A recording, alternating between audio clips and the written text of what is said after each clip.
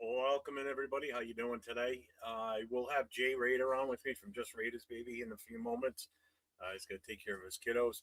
So him and I are doing this joint venture today. Um, I have it set up in the background right now, just waiting for them to actually get to that point. I know Raider Paul said I'm 20 minutes late. No, I'm not.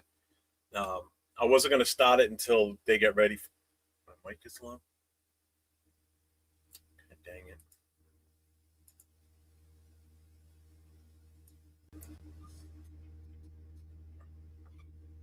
Oh, all right. Um, yeah, I didn't want to do the whole start at the beginning when they did all the stuff they're doing right now, where they're just sitting around talking.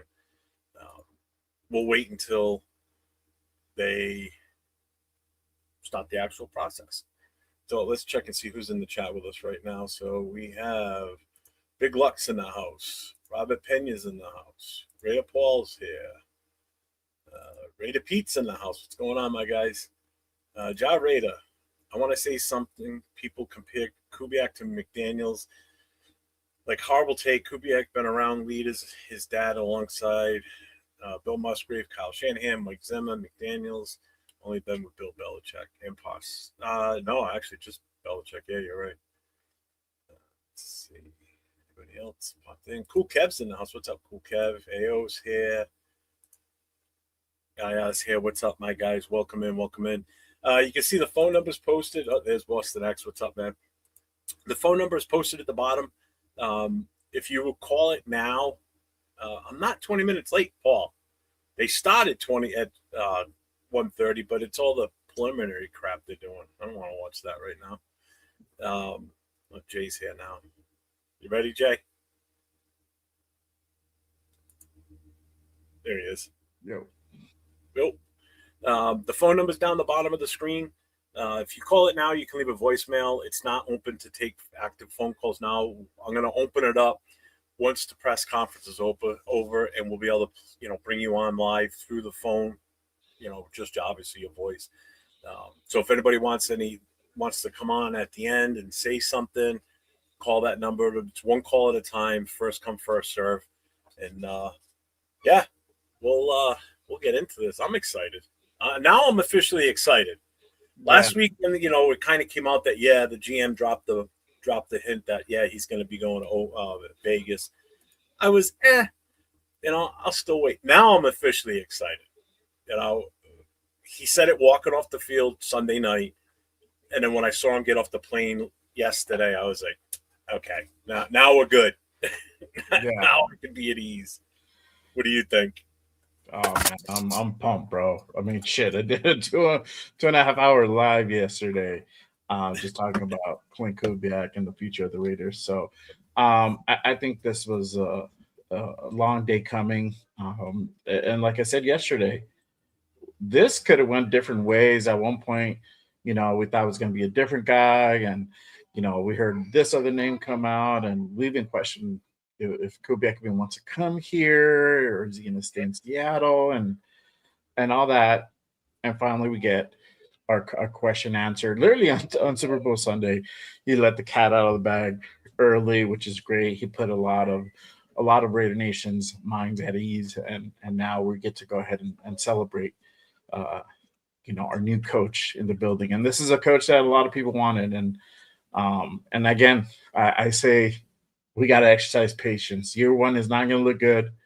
It's not going to look pretty. It's going to look better, but it's still not going to look pretty. So, no, it's going to be a multi-year rebuild. It's going to take a while. So, yeah, and that's what fans have to come to grips with. It. This isn't going to be a miracle overnight thing.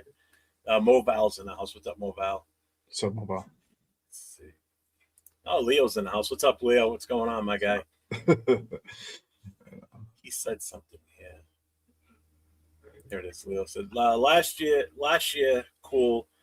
Was old and stale. Let's hope this year's new Kool-Aid flavor isn't bad. Also, I mean, I was on the excitement level last year. This one, based, you know what it is? I think because it's so fresh in your mind right now, because he just coached this past season. You saw what he did with Seattle and how well they played. And my biggest thing from this weekend's game was how well that offense adjusted in starting the second half. And that's what I wanted to see. I know when 805 was on with me during the game before it started, I said to him, I said, I want to see how these two teams adjusted at the second, the start of the second half. Who comes out hot, who comes out cold. And Patriots came out flat and cold. And granted, Seattle only got a field goal out of that drive in the second half, but they still moved the ball kind of freely down the field and then just got stalled. Yeah. But it was still exciting to see. That gave me even more hope going into this season. So I'm looking forward to the changes that are going to be coming because there's going to be a lot of changes. Oh yeah, and like I was saying yesterday, expect to see a lot of coaching hire names like being dropped or coordinators and coaches. Probably by the end of this week's, and definitely going into next week.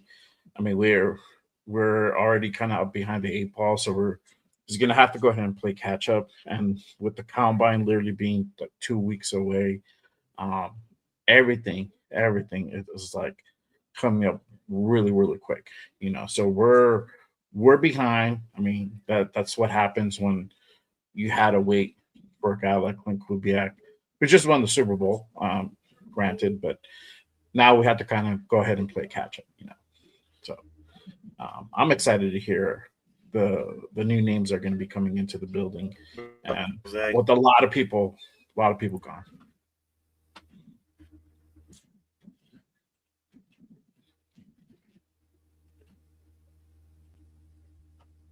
They're doing the countdown now. See it running in the background. Yeah, let me go ahead and I'm trying to pull up too. Quick. Dude, I was probably the happiest person in the nation watching the so me being mad is not true. I just wish it was working so I could have gone into one day and going, yeah, that's the one thing I miss about it, dude, is not be able to walk into work the next morning after they lose the Super Bowl. You guys stop. Frank Weber's in the house. What's up, Frank? So Frank. Well, let's feel the body language. It did look awkward last year. Actually, I think nothing looked more awkward than McDaniels and Ziegler. That press conference was just gross. Now we have a real forward, not a stopgap. No, exactly.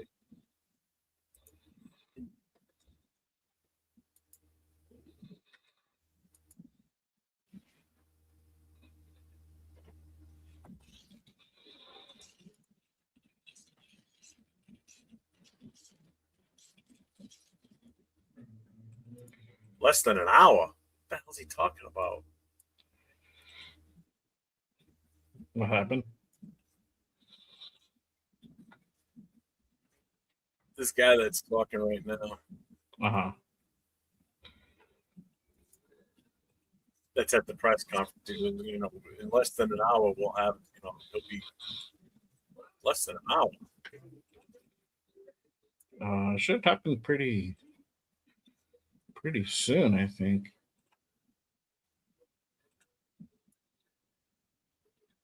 So you saw that it was a 5-year contract, right? You said. Yeah. Adam Schefter put it out that it's going to be a 5-year contract. So. Did they put? Anybody say any money value on this?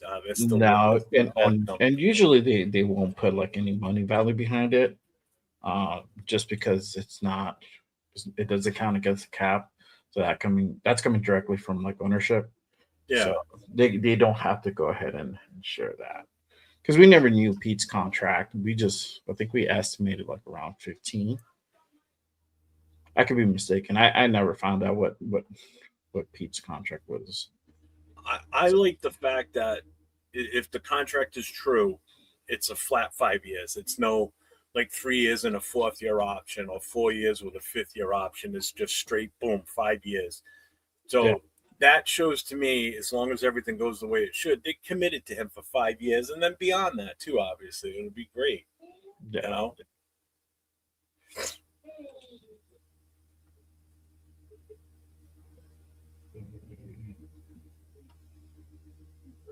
just wish they'd stop this damn thing, man. They do drag this shit out, don't they? I think so. Hold on, I'm trying to get to there as well. Because right now they're just sitting out on the practice field, still talking. Are you gonna show it? Huh? Are you gonna show it when it actually starts? Yeah, as soon as they start it, it's just I don't know if this will count anything against us. Like, I don't think so. I think it'll be. it's on the Raiders network. Yeah, I think because it's on the Raiders network, I think it'll be fine. If anything, like I always said, like I said yesterday, hey, if you see some parts cut out, sorry, you gotta make sure you jump into the live, you know. It's still not working. The stream element thing, it's not working right. It's pissing me off.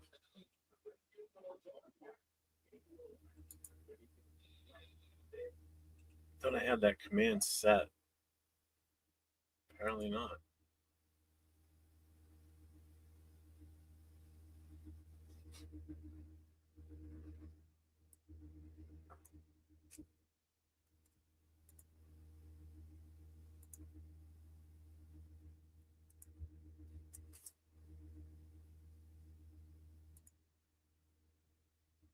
Now they're talking about free agents available, wide receivers.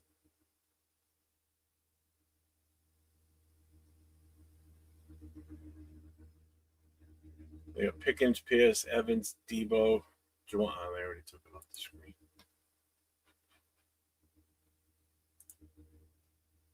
Cool pitch doesn't get some $40 million for 5 years. Yeah, I guess that would work. I don't think that's that far off. See, assuming it's Mendoza and Aiden O'Connell, and Gino is as good as gone. Who's the third QB going to be? Is Daniel Jones, Kubiak, or is Daniel Jones, Kubiak, or Brady's QB type? We'd have three big dudes at QB. And I agree. I think I agree with Yaya. Yeah, I honestly think Gino stays for now. What's your take on that? I just can't see us outright cutting him. But Gino? Yeah, you're talking 18 million to hit. Yeah. Honestly, I mean, well, we save 8, so we save 8. I mean, 18 is kind of a drop in the bucket. Have you used the that GM mode on PFN? So when you do it, it does increase like the cap pretty. Oh, I haven't pretty played around with that. significant. Yeah, pretty significant. I tried doing it, but I kept fucking things up, and I'm like, this doesn't make sense. Yeah, but honestly, it's just better to get you out. You know, I said yesterday, for me, you run the risk of poisoning the well. Buddy, and thank you for attending today's press conference. We'll begin by welcoming some Raiders legends to the dais. First, a 9-time Pro Bowl selection, Super Bowl 18 champion, and Pro Football Hall of Famer Mike Haynes.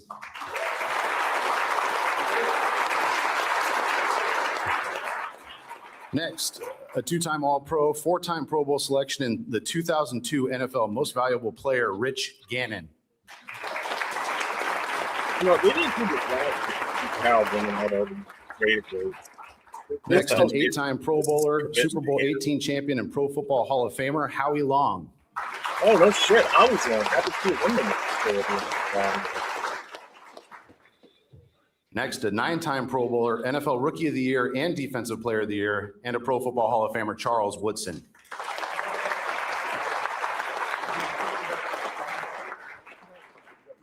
Next, an NFL Rookie of the Year and Most Valuable Player, the Most Valuable Player of Super Bowl 18, the Raiders' all-time leading rusher, and a Pro Football Hall of Famer, Marcus Allen.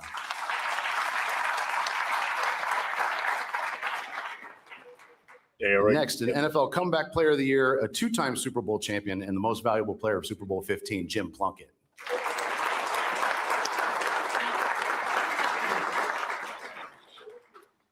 Now I'd like to introduce Raiders General Manager John Spytek.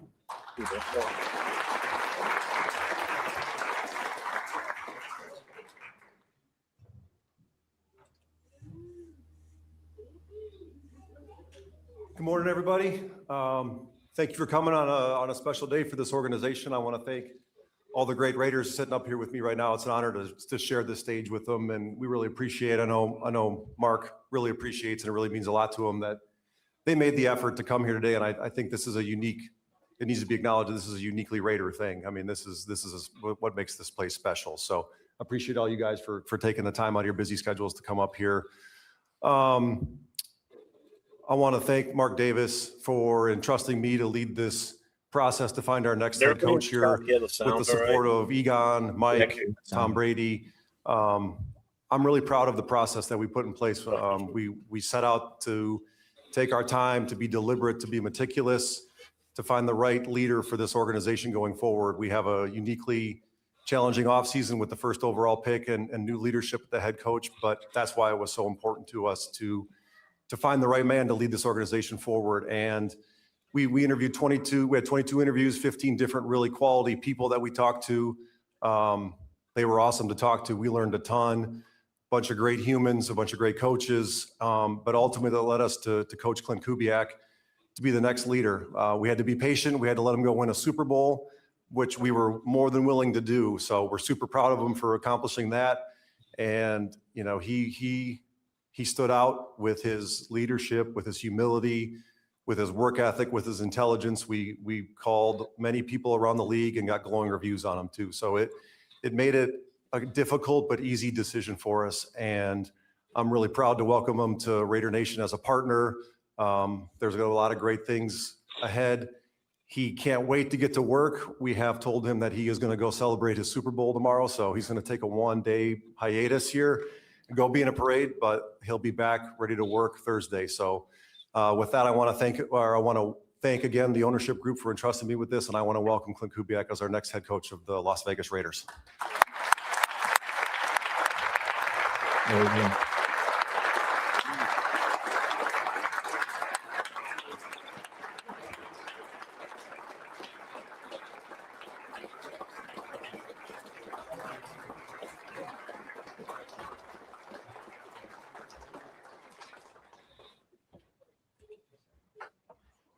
Morning, everybody. Really excited to be here. Just want to first off and just want to thank God for the opportunity to sit in front of you guys today. You know, God had a plan for this day that I could never have seen, and I'm just grateful. I want to thank the ownership group. I want to thank Mark.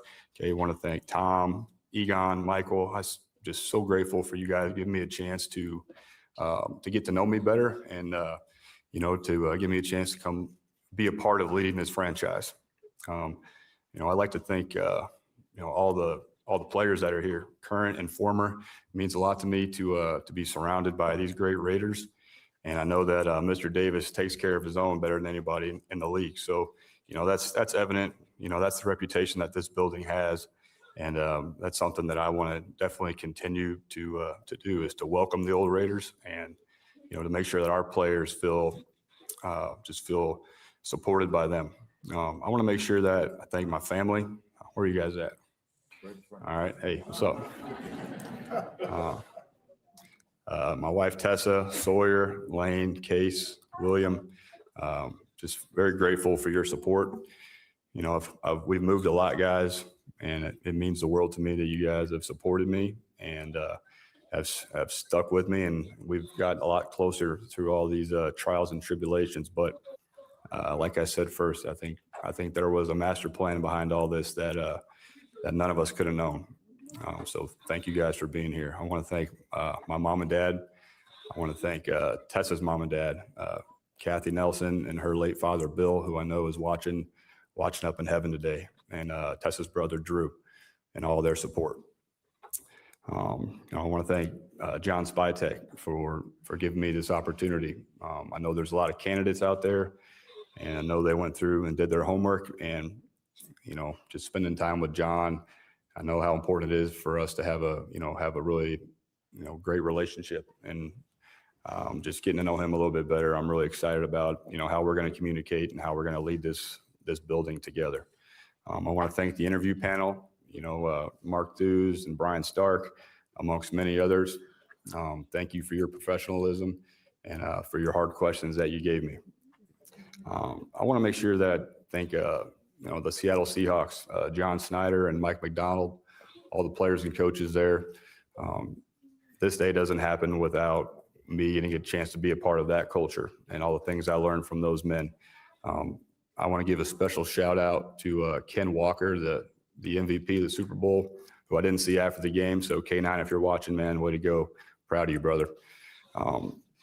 Really proud of you and all your teammates. I'm going to go see those guys tomorrow for the parade and then hurry back here and get to work. But guys, I got all these notes prepared and I've never been really good at that. The main thing is this is no ordinary job. This is the silver and black. This is the Raiders. This is a historic franchise.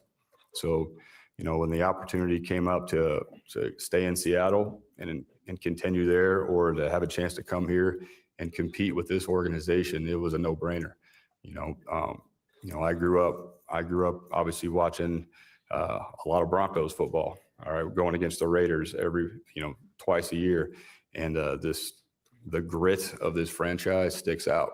When you hear the autumn wind as a Raider, I can hear that in my mind growing up, watching NFL films and seeing these guys next to me play, seeing Howie Long and Jim Plunkett. It's pretty powerful to be sitting up here with you guys. And I just want you to know that, those values that you guys played with, that's what we're going to play with. It's really important to me that, it's really important to me that we're a gritty team, that the way that they were back in the old days. And how do we do that? Well, it's our silent tape. It's nothing that we say, it's what we do on the field. And it's what the silent tape speaks about our team, how physical we are, our effort, all the little things that win that have nothing to do with scheme.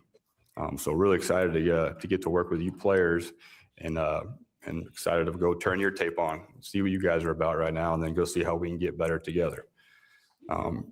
But to be a head coach in the NFL, it is a real blessing. But to be the head coach of the Raiders, it's something that I'm very excited for. When you say commitment to excellence, okay, and you look at the walls around here, you look at the players on this wall, and there's a history of Hall of Fame players here. There's a history of Super Bowls, and that's what the ultimate goal is. But you have to be about the work if you want to get there. And I guarantee you that myself and our staff, we're going to be about the work, and we're going to be very collaborative with the personnel staff, the coaching staff. We're gonna work together so that we're a connected group, because connected teams win. There's plenty of other things to say, guys, but this is not a day to go out and cash checks. This is a day to say hello and get to know everybody. I get to know that these, the players that are here, for me to get to know everybody, because guys, I just got done coaching about 2 days ago, so I got a lot to catch up on, but I'm really thankful for John for letting me come in here and have this opportunity. And I just, I can't tell you guys enough how excited I am and how grateful I am and how blessed I feel to be sitting in this room. So, let's get the questions going. All right. Great. Now we'll open it up for questions. We have microphones in your aisle, so please raise your hand and state your name and affiliation with your question. We'll start with Ryan over here. See him now, Brandon, all the guys. Ryan McFadden from ESPN. This question is for Klint. Just could you put in perspective what the past 24 hours or so has been like, that you go from, winning the Super Bowl to now you're here being introduced as the head coach of the Raiders? What has these past 24 hours been like for you? Well, it's been a lot of fun. It's been great. The Super Bowl itself, was a 2-week grind to get ready for that game and just pour your heart and soul into that game plan to see our players go out and have that success. And that's why you do it. That's why you coach. That's why you play. That's to go win a world championship. So that was a complete blessing. And to get on the airplane and come meet everybody in this short period of time, it's exciting. But all these things, all these smiles, and eventually that kind of wears away, and then you got to go get to work. And that's what I'm excited about doing, is going to watch some tape and get to know these players better and put together a great coaching staff. Yeah. And for John, this question for you, John, just like when studying Klint Kubiak, just what about his scheme and how he runs the offense? Why do you think that that fits what you're trying to do moving forward for this organization? Well, I think Klint said it well. It's less about scheme and more about the person. You know, we were very thoughtful about how we approached this and the kind of coach and man that we were looking for to lead this organization on a day-to-day basis. I mean, he talks to the players every day. The players are our most important part of this organization right now. And, you know, when we got to speak with him the first time on Zoom, when he was trying to prepare for the 49ers, and then again in Seattle when he was trying to prepare for the Super Bowl, he just was the right person. And the fact that he can score a lot of points is awesome too. But we were more focused on the person, the humility, the work ethic, those traits above scheme. Clint, Hondo Carpenter on this side right here.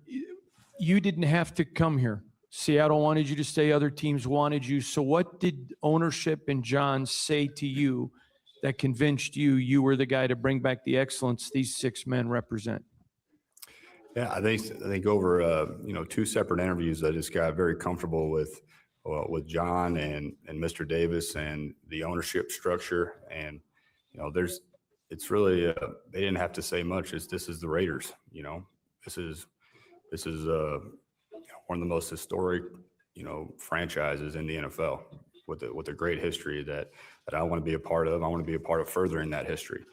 I think the Raiders really sold itself, but having those 2 different interviews and getting more comfortable with the men in the room went a long way. Hey, Clint. Obviously, John pointed out that you guys have the first pick overall in the NFL draft. And I know it's still relatively early in that process, but what are your thoughts on Fernando Mendoza and how big did that play into this decision for you? Well, I think just, the resources that the Raiders have, this building, obviously having cap space, having the first pick, those all go into the decision. And as far as who the first pick is going to be, we got a lot of tape to watch before we determine who that's going to be. But I'm excited to get into that process. But yeah, the kind of going back to the last 2 questions, there's just a lot to love about this organization. Look around this building and the resources that we have, our meal room, the weight room, the fields outside, the coaches' offices. I mean, it's as good as it gets in the NFL. Been in a lot of buildings for good reasons and bad reasons. Been hired and fired, and the resources are here. We just got to go put it all together. Clint, to your right here, Willie Ramirez with the Sporting Tribune. You spoke about what the Raiders said to you to bring you here, but you'll be the 6th coach since they've arrived in Vegas. You look at the looks on these Raider greats, look on their faces, the demeanor and the meaning of this organization. Why are you the right guy to sustain and stay here, being the 6th coach since, again, that they've arrived in Las Vegas? Yeah, I think, earning the trust of the building is a daily process. All right. So that's something that I've always been about, and I love earning people's trust, and I got to earn these guys' trust. It's not just going to happen me sitting up at a podium. So that's something that's a process. That's a process. That's a great challenge. Yeah, there have been plenty of other coaches, but why not us? Why not this staff? Why not this group of players? So if you look at it in the lens of, there's a history of some, guys that are in and out of here pretty quick. I look at it as, what a great challenge. Like that's what the NFL is all about, is competing. So I'd love to go compete here and go get it done. It's going to be a process, and but we're gonna be about the work, like I said. So it's a very exciting opportunity. Clint, Levi Edwards, Raiders.com. A couple of days ago, you made history with you and your father being the first father-son duo to win the Super Bowl as coaches. So now you're the head coach, and obviously he's a Super Bowl winning head coach. What are some values and things that he instilled in you as a coach and as a man that you feel are going to prepare you for this position? That's really cool. I don't know. Is that a real stat? Is that a real deal? I never heard that one.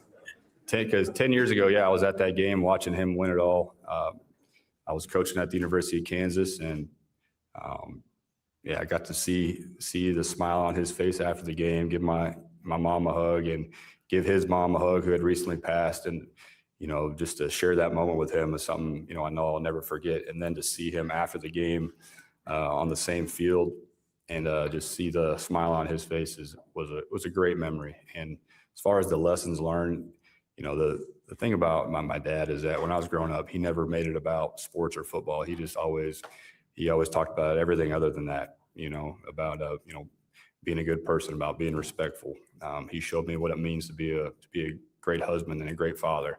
So those are the things that I want to emulate with him. Football will take care of itself, but the family values is what my dad is all about. And him and my mom, that's what I'm grateful for. Klint, to your right over here. Jesse Merrick with Silver and Black Sports Network. Kind of along that same lines. I know you joined Mike up there in Seattle in his second season, but that was a guy that came into a new role for the first time as the head coach. What are some of the things that you took away from him about what it takes to build a franchise that you think can help you here? Well, number one is that he's just himself. Doesn't try to be like anybody else. Didn't try to be like Jim Harbaugh. He was Mike McDonald, and he was very convicted. And we all could feel that from him, and wanted to follow his lead. I also saw him be so collaborative with the building, and how closely he worked with the general manager and the owner, and just how clear the communication was. We were all on the same page. He had a vision, and he was the same guy from April to February, and that's something that I'll definitely take with me. Hey, Clint. Paul Gutierrez here from Raiders.com. You got the 3 Super Bowl trophies of the franchise in front of you. You got Hall of Famers. You've got MVPs. You got Super Bowl MVPs surrounding you. How daunting or how welcoming is it to be in this situation you're in right now with all of these things surrounding you and with that standard set? Oh, it's not daunting at all. It's a blessing. That's what you want to be. That's what I want our players to want to achieve. I want them to see these guys, be surrounded by these guys, because that's what their goals should be. They win Super Bowls. The MVPs and Hall of Fame, that takes care of itself when the team wins. So that's what we're going to be about, winning. Clint, in talking to players that you've coached, men of faith and not, you referenced God when you opened, they talked about your faith as part of the bedrock of how you coach and why that they felt you were trustworthy. Could you let us in on that and how your faith impacts you as a coach, please? Yeah, it's very, very simple. For me is that my identity, I see my identity as a child of God. I know that I'm sitting right here because of Jesus Christ. And it wasn't always that way. I've had some great mentors that helped me know the Gospels better. And I just, my goal is to live out the 10 Commandments and the Beatitudes and let those values show through in my coaching. And I fall short of that a lot, but I always go back to my, back to the building blocks, which is to me the Bible. Kirk Morrison here, former player, Silver and Black Productions. For you, Clint, you've been around some of the great defensive minds in the NFL, whether it's Mike Zimmer, Dennis Allen, obviously Mike McDonald, head coach in Seattle. What do you envision the defensive coordinator looks like for this football team, and how's that process going to play out? Yeah, I'm in the weeds of it right now, man. So, we're identifying candidates and going to be contacting guys and bringing them in. But I think whoever that coach is, it'll be really important that, we establish a style of play, a physical style of play. And that's offense and defense. So I'm just way more worried about how our guys play than opposed to the X's and O's of it all. That's part of our job as coaches, is to scheme guys and help them be put in the best positions. But I want to make sure that we have a DC that is that's coaching effort first and technique. And, that a guy that's going to, rip into somebody if they're not finishing in practice, because that's what helps you win, in February. It's not the X's and O's. They got 17 games of tape on you. It's about how hard you guys play. Taylor Rocha, KTNV. How do you balance the will to win with the rebuild and player development?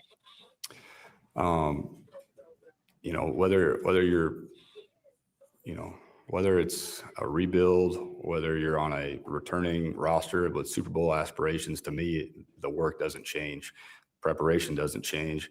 Every team next year is going to start off undefeated at 0-0. So to me, it doesn't change much. Obviously it's what you identify your team needs in the offseason, player acquisition wise.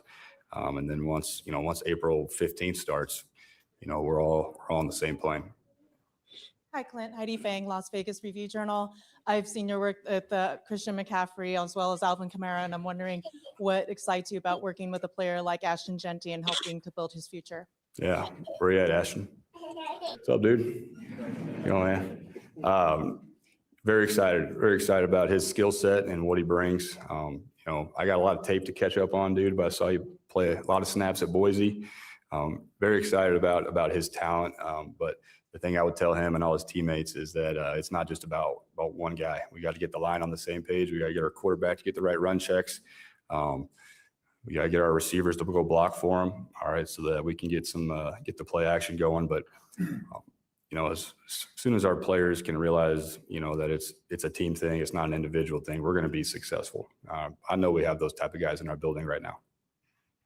Harry Ruiz with the Spanish radio broadcast for the team. When you look at Brock Bowers, what's the first thing that comes into mind as being an offensive coordinator from the Super Bowl champs and now wanting to use him the best way possible?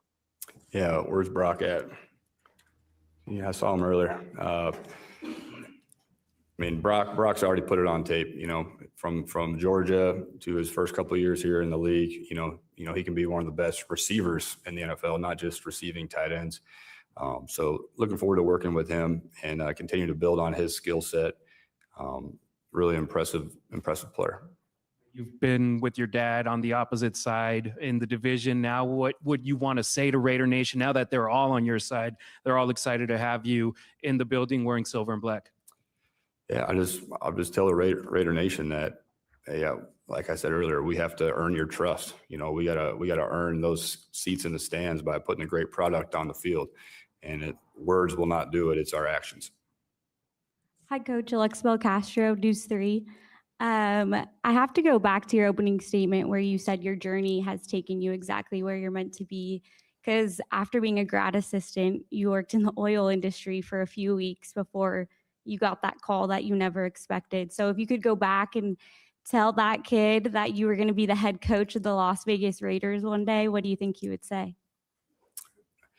Yeah, that's what's just so cool about today. There was a path that was set out in front of me that I didn't realize I was heading to. But I knew that when you're where your feet are every day, you're trying to bloom where planted. You're trying to be the best at your job, and good things tend to happen. So that's kind of been my journey, is just to try to be the best at my job that day.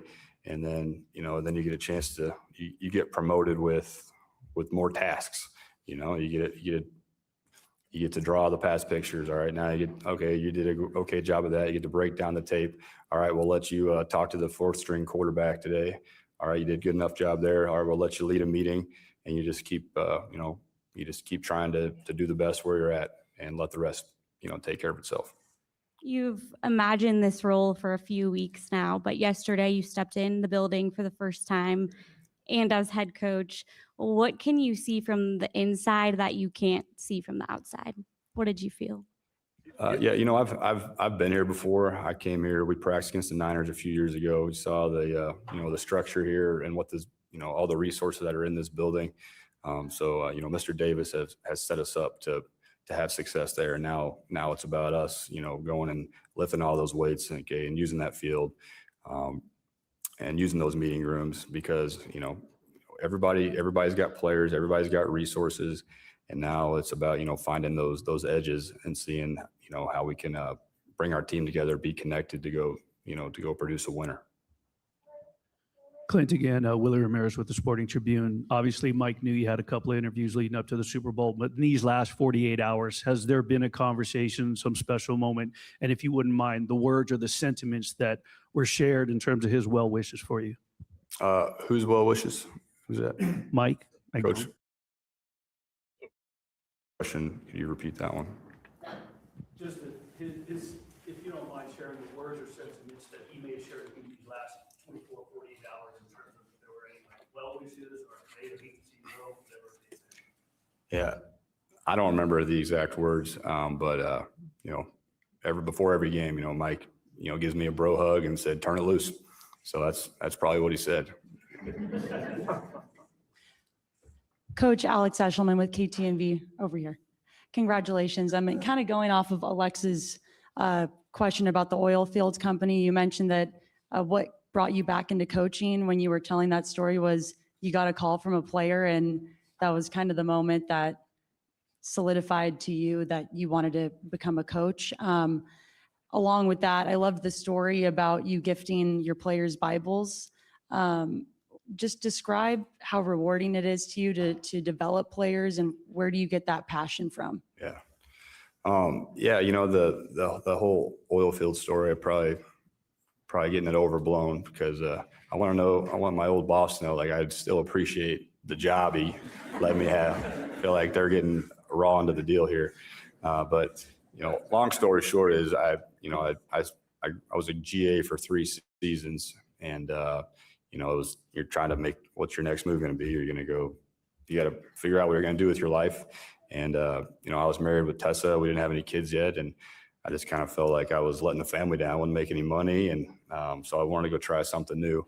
Anyway, I was at that job for a few weeks, and just quickly realized how much I missed being a part of a team, you know, and the reason that I love to coach is to see players get better and see them have success. You know, we get to work with the best athletes in the world, and to be able to help them get better and help them, you know, realize their goals. You know, that's why you do it. You know, to sit on that field a couple of days ago, you know, in Santa Clara, and being around guys that we've been coaching since April, and just to see the joy on their face, that's why you coach, you know.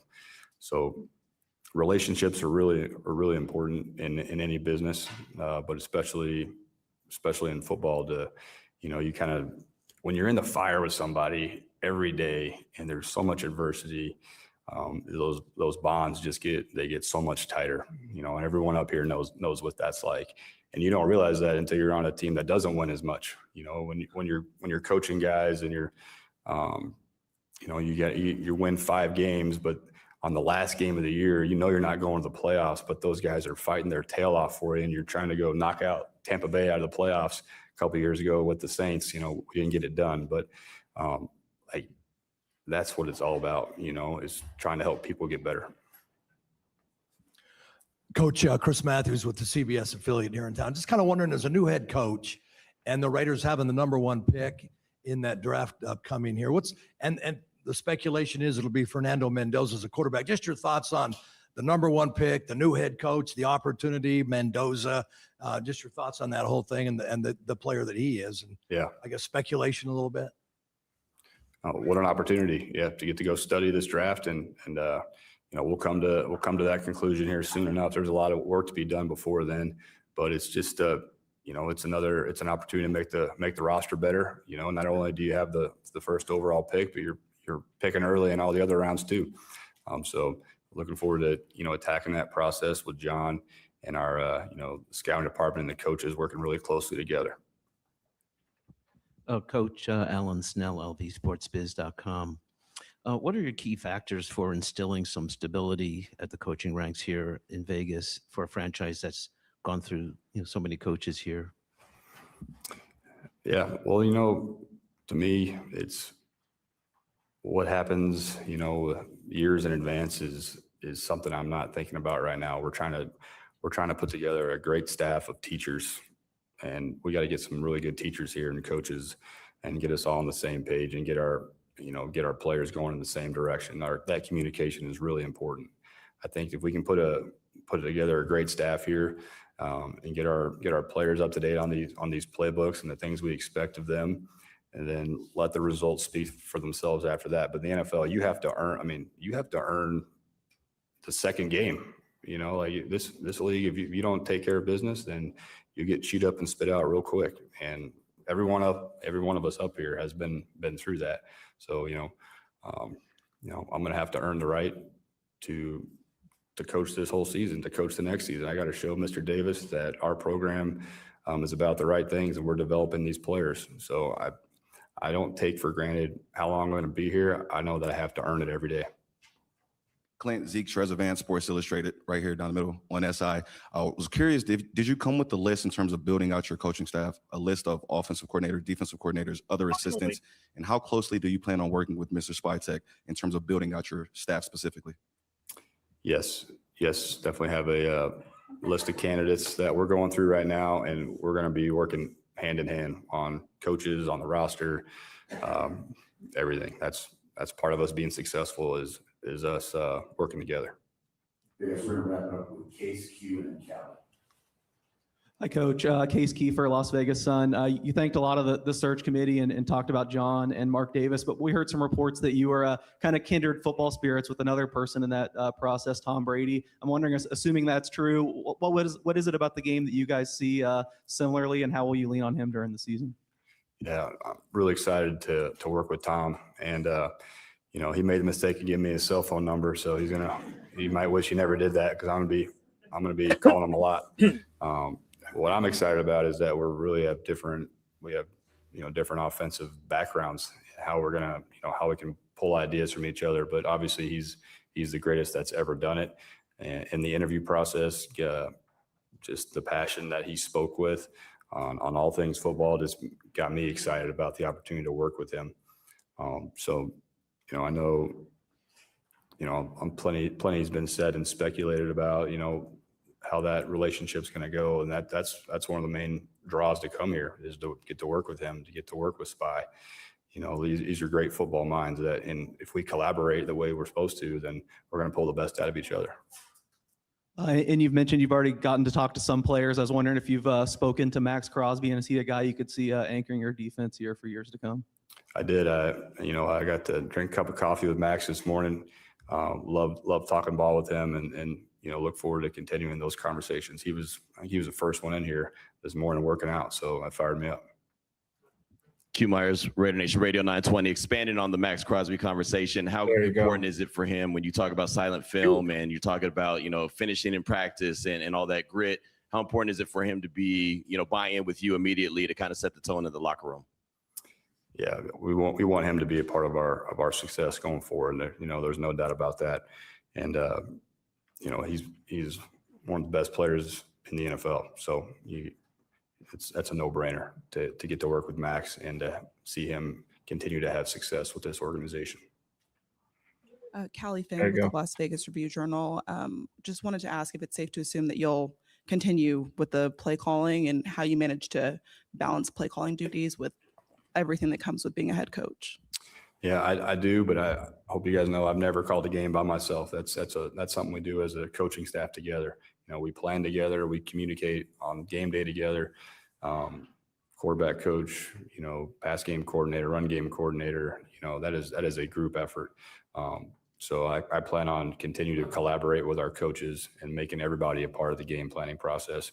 Whoever sends it into the QB and says wristband 13, I think anybody can do that, but it's us, how we communicate on game day will be really important. What was the second part of your question? I think you touched on it, just how you can balance that with everything that comes with being a head coach. Yeah, well, it's yet to be seen. There's going to be some learning there, but I'm really confident in, the staff that we're going to put together. And, I'm going to need some tough love from Spy to give me some good feedback on what we're doing right and what we're doing wrong. Have a really good game management plan, and make sure we have those meetings throughout the week so that things don't surprise us on Sunday. Question. Mike McDonald, I think, surprised a lot of people when he said a good day is getting home 30 minutes before his son goes to sleep. I'm wondering, your kids are here. How do you approach that work-life balance with your family and now this really big job? Yeah. Well, I would say that that's an area that I got to get a lot better at. I got to get a lot better at. So, my family is the most important thing in my life. And, see them sitting here right now and in Raiders shirts, it's a great feeling. Really thankful for my wife for getting everybody here. You guys are missing school today, so. But that's the hard part of this job, is that work-life balance that I'm still working on getting better at.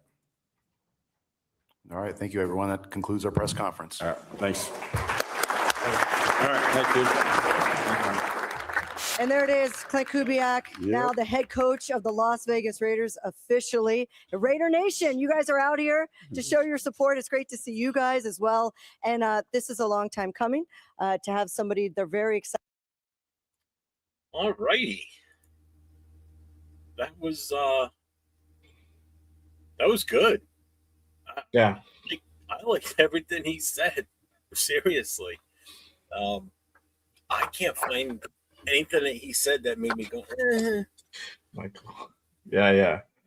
I like all the responses were spot on, and it's cool. What I noticed is when he got asked a Mendoza question, he didn't say, "Oh yes, we're going to go over right after. We're going to evaluate everything, and we'll make our decision pretty soon." And this is the thing that I was talking about yesterday. It's like you got to fill up your coaching staff, and that's going to take a while. It's going to be fairly quick, but your mind is going to be concentrating on that.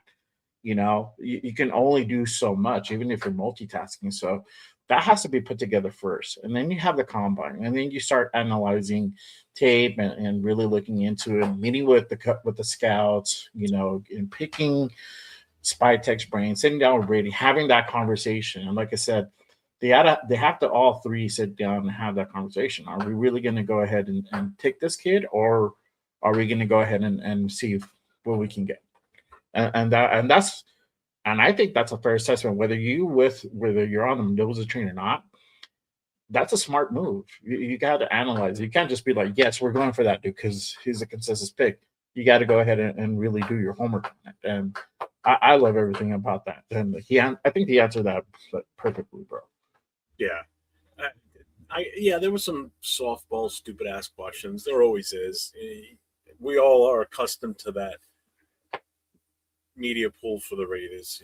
There's few that asked, the questions that, we were all looking to hear. And, one was, what about Max? What about Brock? He talked about Genty. And then one of the guys asked him about, his staff, how he's going to fill that out and everything. So, I mean, that might be still a little too early for him to start naming names and shit like that. Obviously, that's going to be a little bit of a process.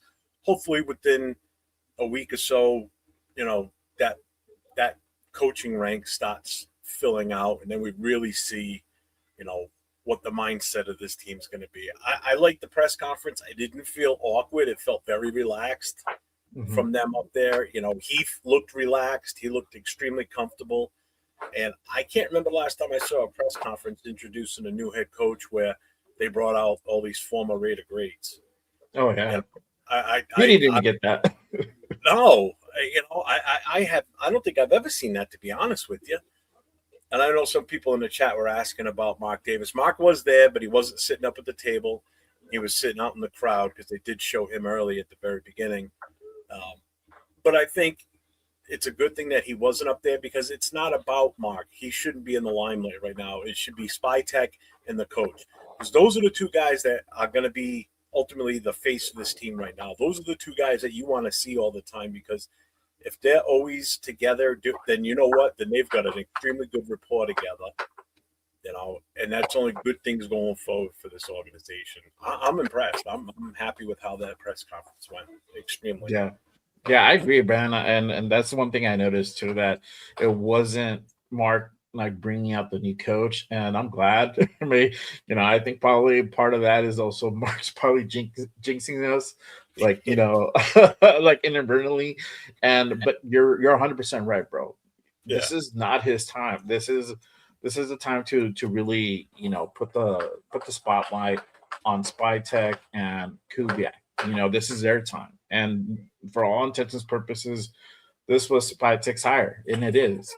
Brady had a hand in it, but ultimately it was mostly Spy Tech. And we have to kind of focus the shift on that, and I liked a lot of the verbiage that Klint used was that. I have to give a spot, and he's gonna have to give me some tough love. It's like Klint knows his role. And his role is that, hey, Spy Tech's my boss. I answer to him, and then so on and so forth. And there now it's a proper chain of command, and that's what we needed. We didn't have that for a long time.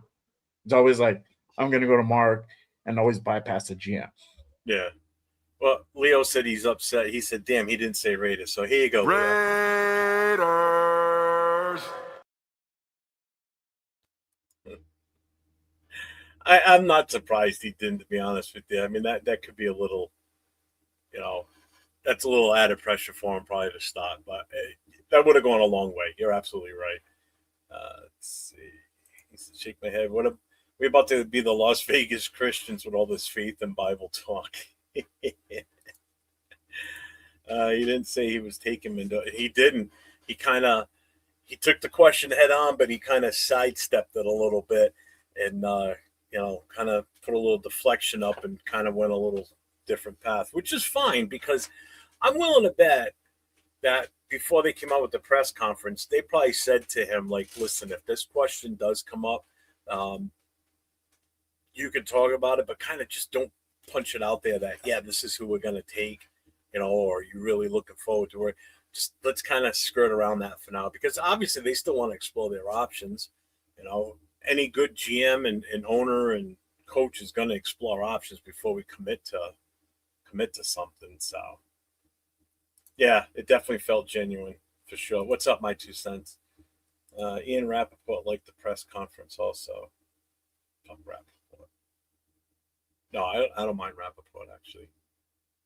Let's see. What's up, Troy? Good afternoon, gentlemen. And after what I heard, I was very excited about this. Oh, definitely. They use the legends to gaslight you about all work and needs we have. True. But I've never seen that before where they brought that many out in the press conference. Obviously, I'm sure Brady's there. Just where he was, I don't know. But again, that's a good thing because, everybody again, it's the limelight. Keep him out of it, So I get that. Oh, I knew Eric would like that one, giving out the Bibles. Leo's praying too.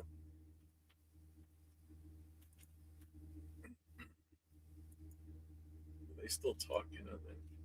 Oh, Spytek's sitting with the crew right now. I don't know what he's talking about.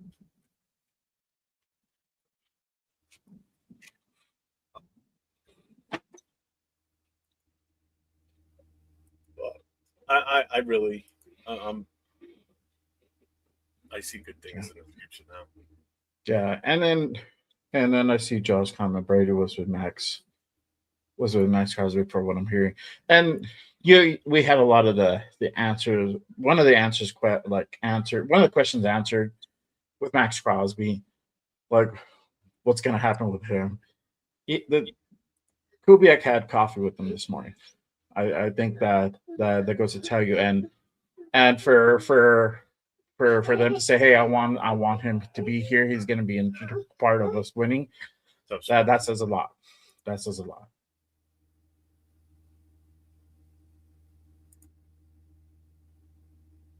So they're saying Tom Brady was with Max, from what I'm hearing. They're working out a plan to trade him. It was good to hear Klint say he has Brady's number and always calling him. Good. Should. Brady, he should be hounding the shit out of him. Brady needs to go. Good afternoon, fam. What's up, Panda?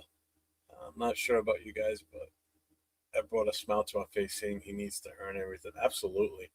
I just like the fact that if the contract's true and it's a 5-year deal we're signing him to, that means we're in it for the long haul with them. The team's showing commitment to a rookie head coach on top of that. It's not like I said earlier, it's not a 3-year deal with a 4th-year option or a 4-year deal with a 5th option. It's just straight boom. If that's the case, it's just straight 5 years. We're giving him 5 years to right this ship. And fans have to be patient. That's all I got to say. You got to be patient. Exactly. I'm just going to catch up with the chat, and then I'm going to open up the phone lines. The number's there. Just give me 1 second. Yeah, make sure you guys call in. You guys can go ahead and voice your takes. Phone lines are going to be open. So everybody on both channels, we have both streams connected, both channels connected. Make sure you guys go ahead and call in. And go ahead and give us your take. It's going to be one at a time. So be ready. be ready. And if you have any questions as well, we can go ahead and answer them also. But yeah, All right. So I just opened it up. So if you call that number, I'll be able to answer, and then we'll bring you. You'll be on screen. There'll be no. Basically, it's not going to show you. It's not going to show anything. You're just going to hear it. So it's not going to display your phone number. It's not going to display your name. There's no doxing whatsoever on this, and nobody else is going to know your phone number. It'll be completely hidden. It'll be just your voice that's heard. You won't see anything. I made sure of the way I was doing this so it's not up on the screen, so it's hidden. But if you want to call in, phone number is 401-830-9189. And if you don't get through because someone's already on the line, you can leave a voicemail. We'll listen to the voicemails. We'll play those, actually. So if you got to take, whether it's serious, funny, whatever, I don't care. Oh, first phone call. There you go. So here we go. Call Who's from this? Josh. To accept, press 1. To send. Hey, you're on with Jeff and Jay. What's going on? Hey, this is Klint Kubiak. How you guys doing?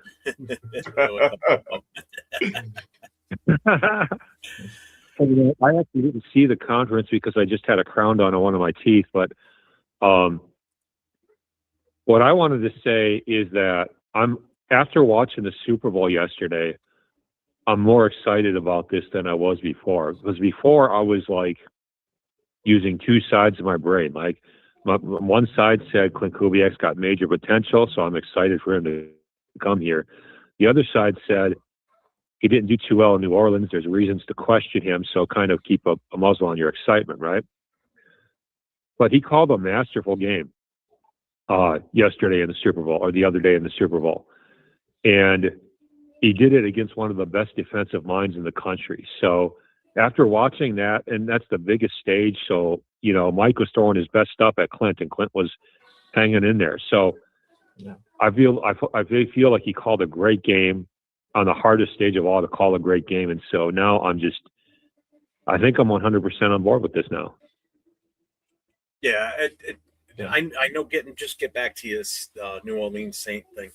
From what I've seen and heard and everything, when he first started that season, that's when before Derek Carr got hurt, and Derek Carr was on a roll during those times until he got injured, and then they kind of slipped off because they really had no viable backup. That was their problem there. But when he was cooking with Carr, they were doing extremely well. Carr was lighting it up, and then the team just went south after that.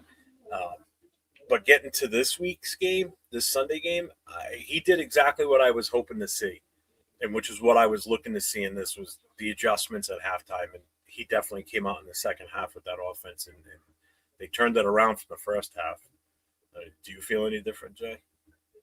Yeah. I mean, I don't feel any different. Talking to me or talking to Jay? Talking to Jay. You might not be able to hear Jay talk. I don't know can you hear him? Can't hear me. I can't hear him at all. Okay. You can't hear me? No. I've got to figure out how that works because it's not working.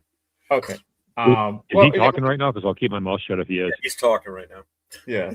So, I mean, and going back, I mean, I agree. And Kubiak found a way and made adjustments to be able to go ahead and break through that Patriot defense. And both defenses were playing at a high clip. They were playing at a high level. And, you know, honestly, the Seahawks didn't score too many points. I mean, they scored 12 points by halftime, and it's all field goals, you know, and in retrospect, that's not a whole lot. Until the second half, they switched it up, started running more ball, and then you starting to see the play action going to work, right? The play action was now you really had to respect because you had Let me know when he's done. Running over and putting up, 8-10 yards, almost a carry at a point. So you had that going on, and then obviously once they started marching down the field, they can go ahead and implement certain things to go ahead and ultimately open it up and be able to go ahead and get the score, and start, and start that fourth quarter really opening drive, but the first 3 quarters were pretty boring. I mean, in a sense, if you look at that part, for guys like us, we understand that on the defensive side, it was a pretty good battle. Yeah.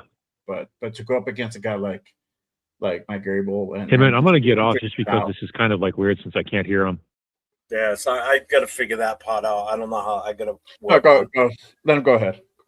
It's okay. I got to go to a chiropractor in like a half hour anyway. All right. So Well, thanks for calling in. I appreciate it. You were the very first call on this setup, so it worked. yeah, it worked. You just got to figure out how to. Whoever's on the show with me, so Maybe he has to be tied into the same line too. Maybe that's what it is. I don't know. We'll have to figure something out. I'll have to research that. But at least it worked to the point where the chat can hear you, and you can hear me at least. So at least you can hear one of us responding to you. Yeah, and I can hear you.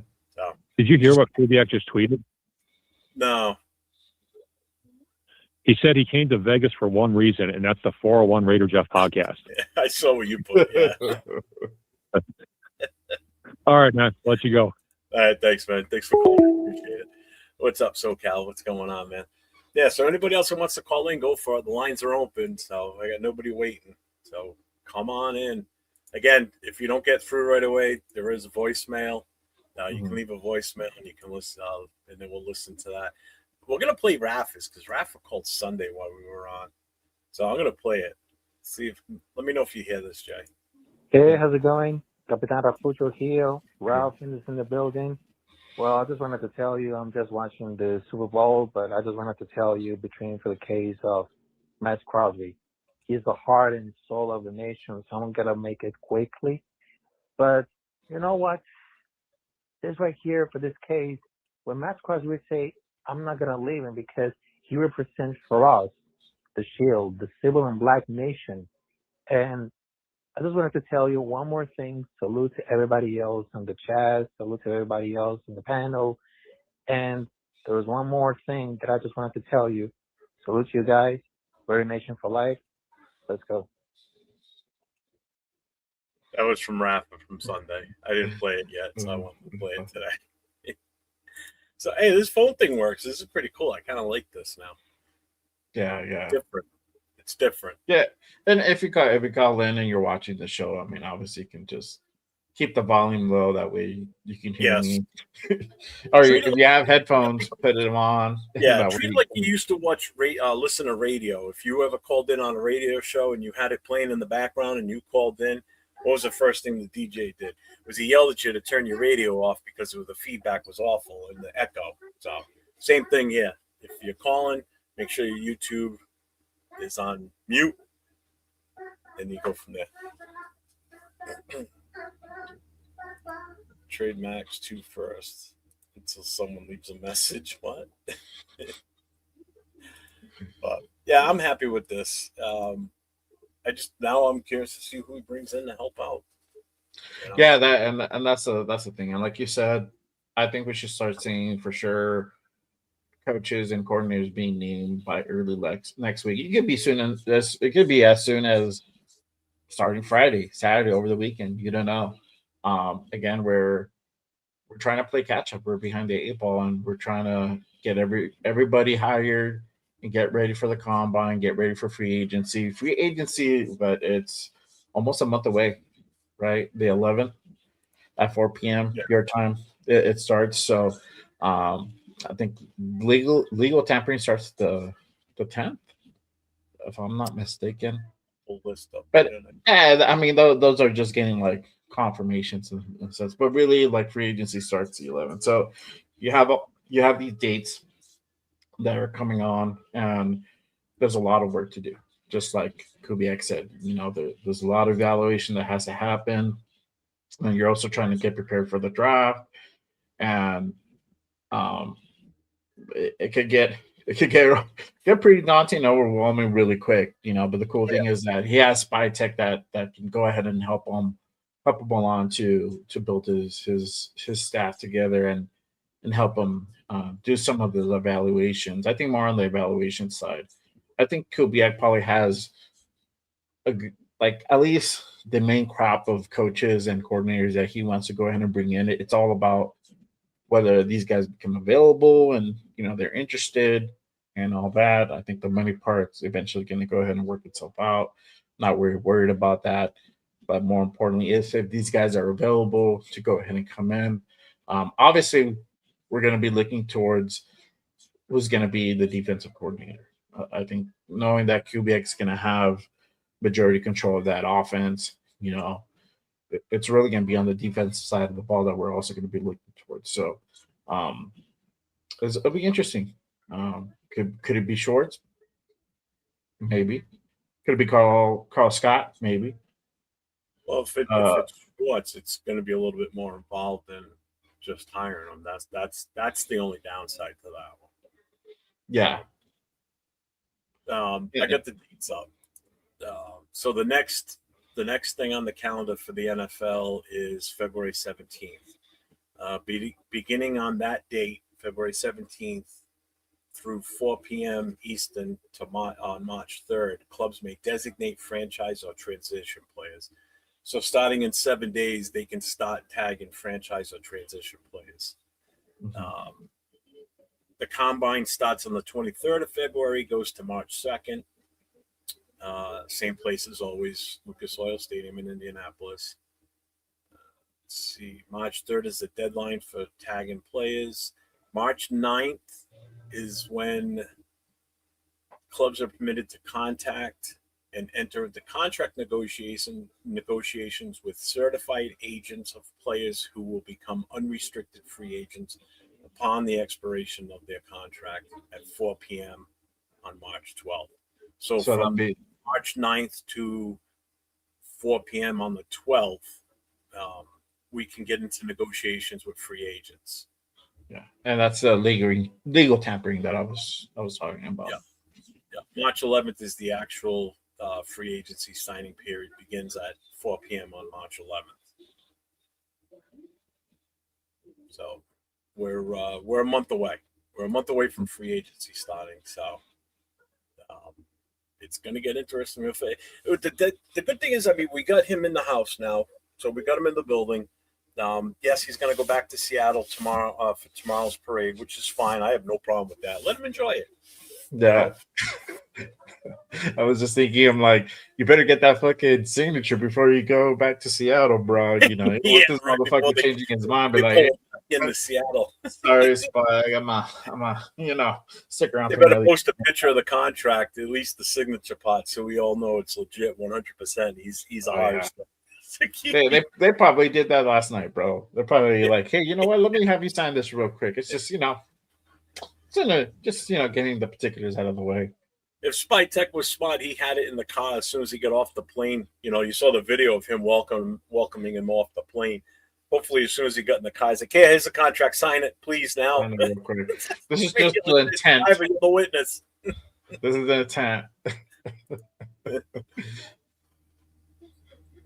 Yeah, it could be Carl Scott. I heard also Ejo Avero could be another candidate for defense coordinator. Yeah, Arden Drude. He's the defensive coordinator for the Seahawks. Maybe that guy could possibly go as well. We don't know. As everybody knows, Mike McDonald calls the defensive plays in Seattle. But I think that he's going to stick around with Mike McDonald for a little while longer before he tries to go ahead and do that on his own. Don't forget, folks, the phone line is open. It's 401-830-9189. If you call in, we'll answer your call right away, and we'll get you on here. If you got a hot take on anything that you saw today in the press conference, good or bad, are you happy with the move? Do you feel more relieved now that he's actually in our facility and we're ready to, open the door and start this 2026 season? Granted, he is going to Seattle to celebrate, but then he'll be back, and he'll be back by tomorrow night, I'm sure. Who knows? Oh yeah, they said Thursday morning he'll be back at headquarters, ready to go, get to work. Yeah. He does, man. You can't really waste a moment now, and it's just gonna have to work over the weekend, and just start getting everything in order. Well, again, I mean, think about it. We're in February. It's the 10th of February right now. You've got the combine at the very end of this month, the last day of the month. It rolls into March, and then free agency starts not too long right after that, basically, a week or so later. So you got from now until the combine, and then once the combine's over, you got about a week or so, a little over a week before free agency starts. So you've got all this stuff that you have to get in order. It's such a small time.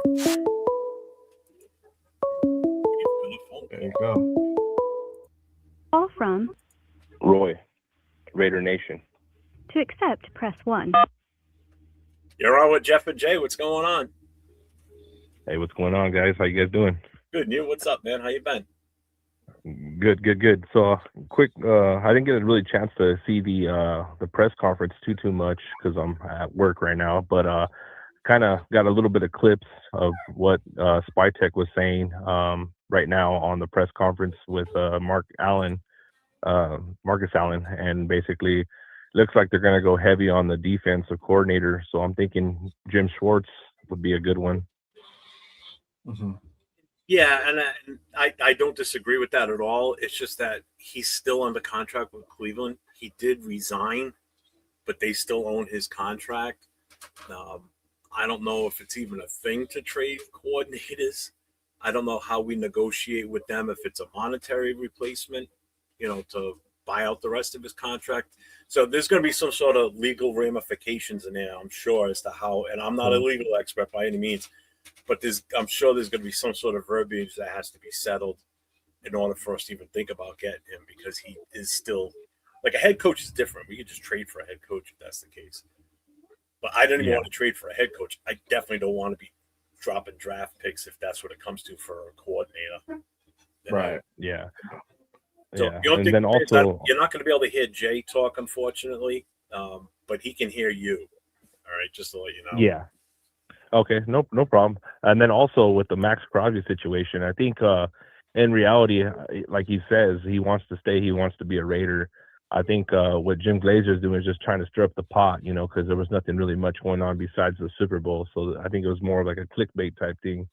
So I don't know. I just feel like Max is pretty much still locked in. He wants to be here. That's my perspective of it, from all the interviews and things that they've talked about, So hopefully they can work it out and get him some help on the line, because that's where we lack big time, especially in the secondary as well. But if we can get another couple guys in the draft, maybe in free agency, it looks like we're like the second most cap, if I'm not mistaken, on spending. So I think we can hit at least 2 linemen, O-linemen to help out. From what it looks like, Mendoza is everybody's saying we're going to get, but we just can't really, we don't know what they're going to do, maybe trading back, going, in the draft, get some more capital, I think would be the smarter option, and then go all in on a quarterback next draft, because there's a lot of good ones coming in next year. But again, if Mendoza's available, I like him. He did great. It's just we have nobody to protect him. Yeah, I mean, I think how to word that. If Mendoza's the guy that they want, as long as we address the offensive line in free agency, then I'm all for it. You know what I mean? If we can't address the free agency for the O-line, then that's an issue. As far as Max, I definitely think it was clickbait, but what kills me is, why did it take Max so long to come out and refute it? Like, shoot it down, saying it's not true. It took him a few days. I mean, if somebody out there spreading false rumors about me, I want to squash that fast. Correct. Think, Jay? So I mean, look, he did address it. It was like 2 days later. Yeah, I would say so too. Yeah, we've been through this carousel. It's nothing new. We just went through it a couple months ago. We the whole Cowboy thing, right? When the Cowboys Other than that, I think with our other, second pick, I mean, yeah, I think with our second pick, we should go. You can't hear Jay talking. Jay was kind of answering your question too. Oh, I'm sorry. Yeah. Right. It's just the way the system works. That's the only downside to it. Yeah. No, but other than that, I think they should go with another receiver too, man. We need an elite receiver in the free agency, and then maybe draft one in the maybe later rounds, or if not second pick. Who knows? Yeah. Yeah. No, I definitely get that. Yeah, but I just want to call in and just kind of see what you guys think about it. But you guys have a good day, okay? Thanks, man. Appreciate the phone call, man. Appreciate you, Thank bro. you. Yep. Yeah, no problem. Let's go Raiders, man. That's Go it, man. Raiders. Raider Yeah. Nation, let's go. Win, lose, or tie. There you go. Exactly, bro. Exactly. All right. Have a great day, guys. Thank you. Thanks. You too. Yeah, I just kind of trying to answer his question. Max addressed it in a sense where it's just like it's going over the same shit. Nothing new. It's the same thing year after year. Every few months, it's the same thing. We go through this whole trade talk and whatnot, and here we are. I think what happened is that obviously he was pissed, and it's a no fact. He admitted it that he was pissed that he got shut down, and it's rightfully so that that Spike Tech pulled the plug on that. And for one, he was injured. Two, we're really on the cusp of securing the number one pick. So those two things combined, and then on top of that, the remaining games, they were meaningless. It had no value to the team for us going out and winning it, and him potentially getting hurt or even worsening that injury. So that call had to be made. And I get it. I see from his standpoint, he's just a competitor. He wants to be out there. He wants to be out there with the guys. He wants to go ahead and give it 110% to the team. Very admirable, but I get that the frustration was probably more vocal this time, and he probably vented to a few people, and that's now out there. And Glazer was probably the one that was like, "Well, fuck it, I'm gonna just put it out there." And it's where maybe was there some type of smoke to it, maybe like a very small, and I think it was just the frustration at the time. And now, fast forward to this point in time, he's in the building, he's rehabbing, he's rocking the gear and all that. And he's always said like, "Hey, I'm here. I don't want to go anywhere else." But the thing is, and like I said last night, if there was something to happen, it's gonna happen quietly. We're not gonna know about it until it happens, and Spytek's gonna take the blame for it, spinning it. This is for the good of the team. This was in purpose to help our rebuild, yada yada yada. But it would come from Max. Now, do we know Max's true intentions? We don't know. Only Max knows what's going on. Maybe like a couple other people, right? But if it goes down, it goes down that way. And Max won't admit it. It'll be Spytek that takes the fall for it, and rightfully so. And it's probably going to be that way because he wants to save face with the nation, but somebody has to take the blame for it, right? Somebody has to be like, "Hey, it was a mutual parting, or it was in our interest that we need to go ahead and be able to move on, and the offer was just too good, and this is to help our rebuild and whatnot." So we'll see what happens. I doubt it. I highly doubt he gets shipped. I highly doubt that. But I doubt it too. I mean, it would be nice because let's face it,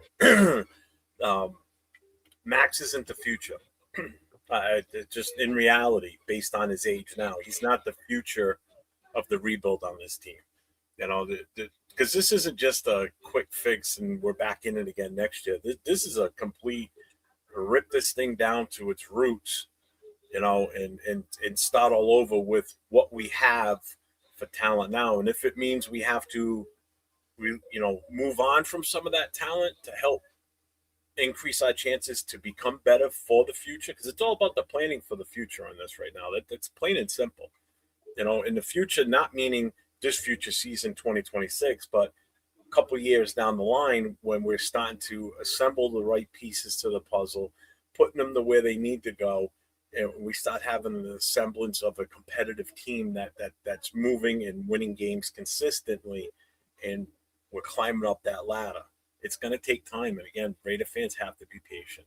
That's the biggest thing I have to keep saying, because we are not a patient group. You're not. Not at all. I mean, I've already seen, and I was watching the chat last night, and I'm watching the comments, and I didn't want to comment because I didn't feel like starting any bullshit with anybody. But I'm watching this, and it wasn't on Leo's show. It was something completely different. Because that was a good show last night, by the way. Anybody that missed it, make sure you guys get over to Cheeto Linus's channel. They had him. They had the syndicate back on last night. So you had most of the syndicate. It was just Chris Chris wasn't Murph, on. you had 805. You had Rundown. You had Leo. You had Severe. Who else am I missing? Is that everybody? But anyway, that was a fire show last night. They were on for about 3 hours, and talk about a great group of guys chopping it up, and knowledgeable guys chopping it up. It was a fun watch. But anyway, I'm watching this other show, and I'm watching these people in the chat, and they're talking about, oh, we're going to win 9 games. We're going to win 8 games. This is the shit that you got to stop now. You know, don't expect us to come out of the gates. If it happens, great. It generically, it just organically happens. It happens, okay? But to sit there and stop putting numbers on this shit, you're freaking crazy. I'm looking at, I don't care how many wins we get, and I don't care how few wins we get. I just want to see the team coming together as one unit. You know, I want to see the maturity. I want to see the progression. I want to see all that show. You know, all that show up for this team. I don't care about the wins right now. The wins are the furthest thing from my mind. I just want to see a good product on the field. You know, I can't believe some people are already talking about, oh, we could make the playoffs. I'm like, are you freaking crazy? Because now you're setting the expectation up here. And if they don't hit that expectation, guess what? You're going to be one of the ones over here going, oh, we need to fire this guy. This guy sucks. Oh, no, that's you that did that because you set that expectation that high. Not everybody else. That's you. So drop back down to reality. Wake up, smell the black coffee that Max is drinking. And I do believe Mike's right that I believe that Kubiak drinks probably hazelnut cream in his coffee because that just he looks like he would do that. Max is definitely because Max is a health nut. So straight black coffee for him, no sugar, no cream. I believe that 100%. Oh yeah, for sure. And you're 100% right, bro. You gotta. This season is not gonna look pretty. Are we gonna win more games? Yes, but it's not as much as you think. You know, we might win a couple more games. Like I said yesterday, the thing that I want is just for us to look competent. You know, not even competitive, just competent. Like we're a professional football team out there. At times last season, we did not look like that. We look like a circus show at times. It was just that bad. Yeah, it was that bad. So first and foremost, we just gotta get the right people in the building, coaching wise, player personnel wise as well. You know, get that in the building, and then see how that looks like. And we're not gonna get it right year one because some of these guys maybe they're not gonna fit into the system, and they're not gonna work out, and we're gonna probably see. You know, I don't know. Could be a handful of guys, could be a couple of guys. We don't know. Leave, right? We always see this every year. Coaching staff, we're not going to have the problem like we did this year. You know, we might have maybe 1 or 2 coaches leave, and that's a big thing. To fill in 1 or 2 coaching staffs compared to like, what, 15, 20? I don't even know how many coaching staffs there is. Yeah, and that puts a whole lot of focus that you normally would have into like filling a coaching roster. Now you can go ahead and focus on your actual player roster and evaluations and you know the draft and combines and all that stuff. And you can draft better because you already have an idea of like he already has the idea of what it should look like. It's just about getting the right personnel in the building. That's it. You know, my feeling is. When you get, especially a rookie head coach, never a head coach before in his entire existence, when you get a new coach coming in like Kubiak is, in my opinion, I think he gets a pass the first year. All right, unless he goes out and murders somebody, you know, and a player at that, then obviously you're firing his ass. But there should be absolutely zero talk about anybody even considering firing him if he doesn't win a goddamn game this year. I don't care. Okay. Next year, different story, because now you've had a full year of his offense running. You know, you've got a year under your belt now. You've got stability in the coaching staff. You got stability in some of the players that you know are going to be here for a while because they're buying into him and his platform that he's running with here. You know, so year 2, now I'll put numbers to how many wins I think we can possibly pull. I'm not putting a number to this year. So when we start doing shows where we're talking about how many wins you think, what do you think? I'm not putting a number on it because I'm going in with zero expectations this year. Yeah. I want to see. I don't want to have my whole season stressed on, oh, should we win this? We may win this, we may not win it. Type of that's I'm looking at it that way. I'm sticking right on the fence here. I want to see what this team looks like going forward after this season. That's where it's going to start to matter. Right now, just let's get on the field and let's just put a decent product out there and show that we're improving. You know. Yeah, and that's my expectation is for us to have a decent product and look confident. Yeah. Yeah.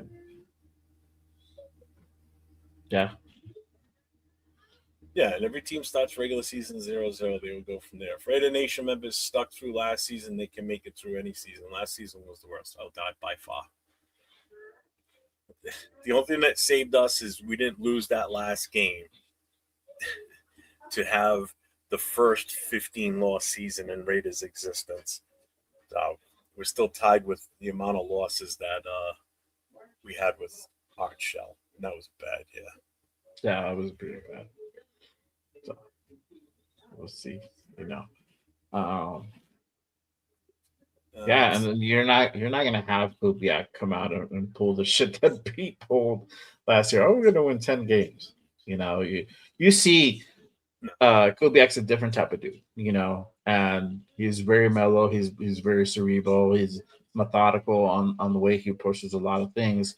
And that's a great quality to have. And Spytex is kind of similar of that cloth as well. He's a little bit Spytex a little bit more outspoken, but I just, to me, that just speaks volumes. It's just he's gonna set when he's gonna get asked that question. What are you gonna think the season's gonna look like? He's like, look, we're just gonna go ahead and put the best product on the field. We're gonna get the right players in the building, and we're gonna go ahead and prepare. And that's really all you can say, you know. I just don't want to see what we saw at the start of last season, especially actually more the preseason. You know, we had that horrible first preseason game, and then Pete Carroll comes out and says what he says. I don't expect that to see. You're not going to see that shit from Kubiak. Absolutely not. And you're not going to see Kubiak out there running around tackling guys like Pete did. Pete was trying to be their friend. He was trying to be the nice old grandpa in the room. That's how I looked at it. Yeah.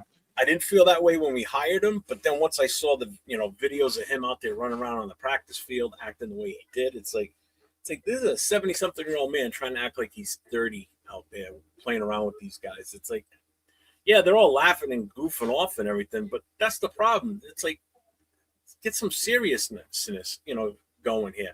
Because he was doing that shit later in the season too still. It's like, are you fucking kidding me? Dude, you've only won one game or two games at the most at that point. Stop this shit, man.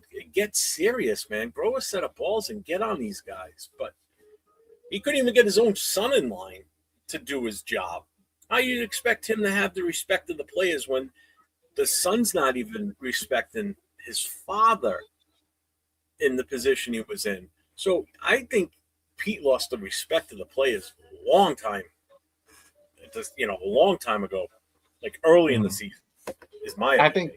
I think that's probably true for the younger guys. I think the vets, because there was a lot of Pete guys there, to be honest with you, and you probably saw that from the younger crowd.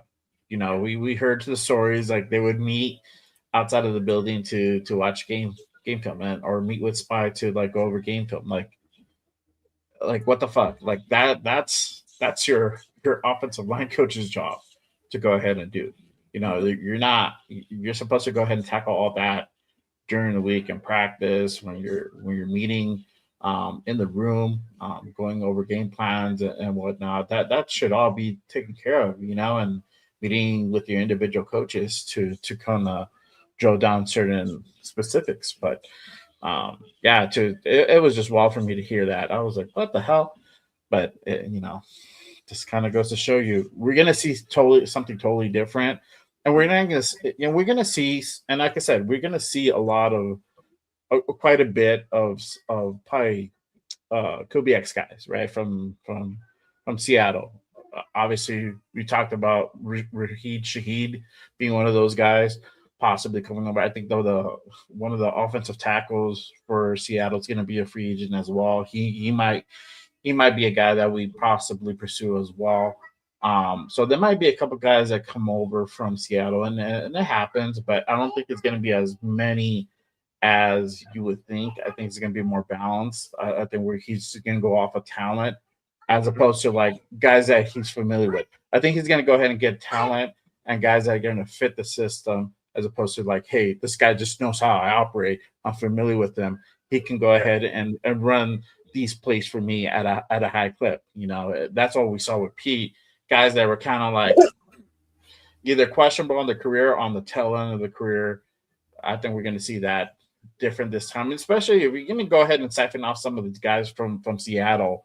This guy just won the Super Bowl. These are the guys you want to go ahead and siphon off. Yeah, you want them to bring that winning culture and what it's like to be a champion.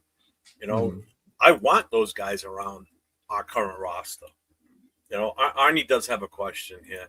He says, who are you most excited to have on our team? Kubiak, Mendoza, Spytek, or Brady? I'll let you go first. Honestly, Kubiak. Kubiak to me right now is the most exciting member of our team. I mean, we've already had Brady, from the year prior. Mm-hmm. So, Brady is kind of like behind the scenes guy. Spytek, I was happy when Spytek was announced as a GM last year because this guy is a smart guy. He's already done it with Tampa Bay.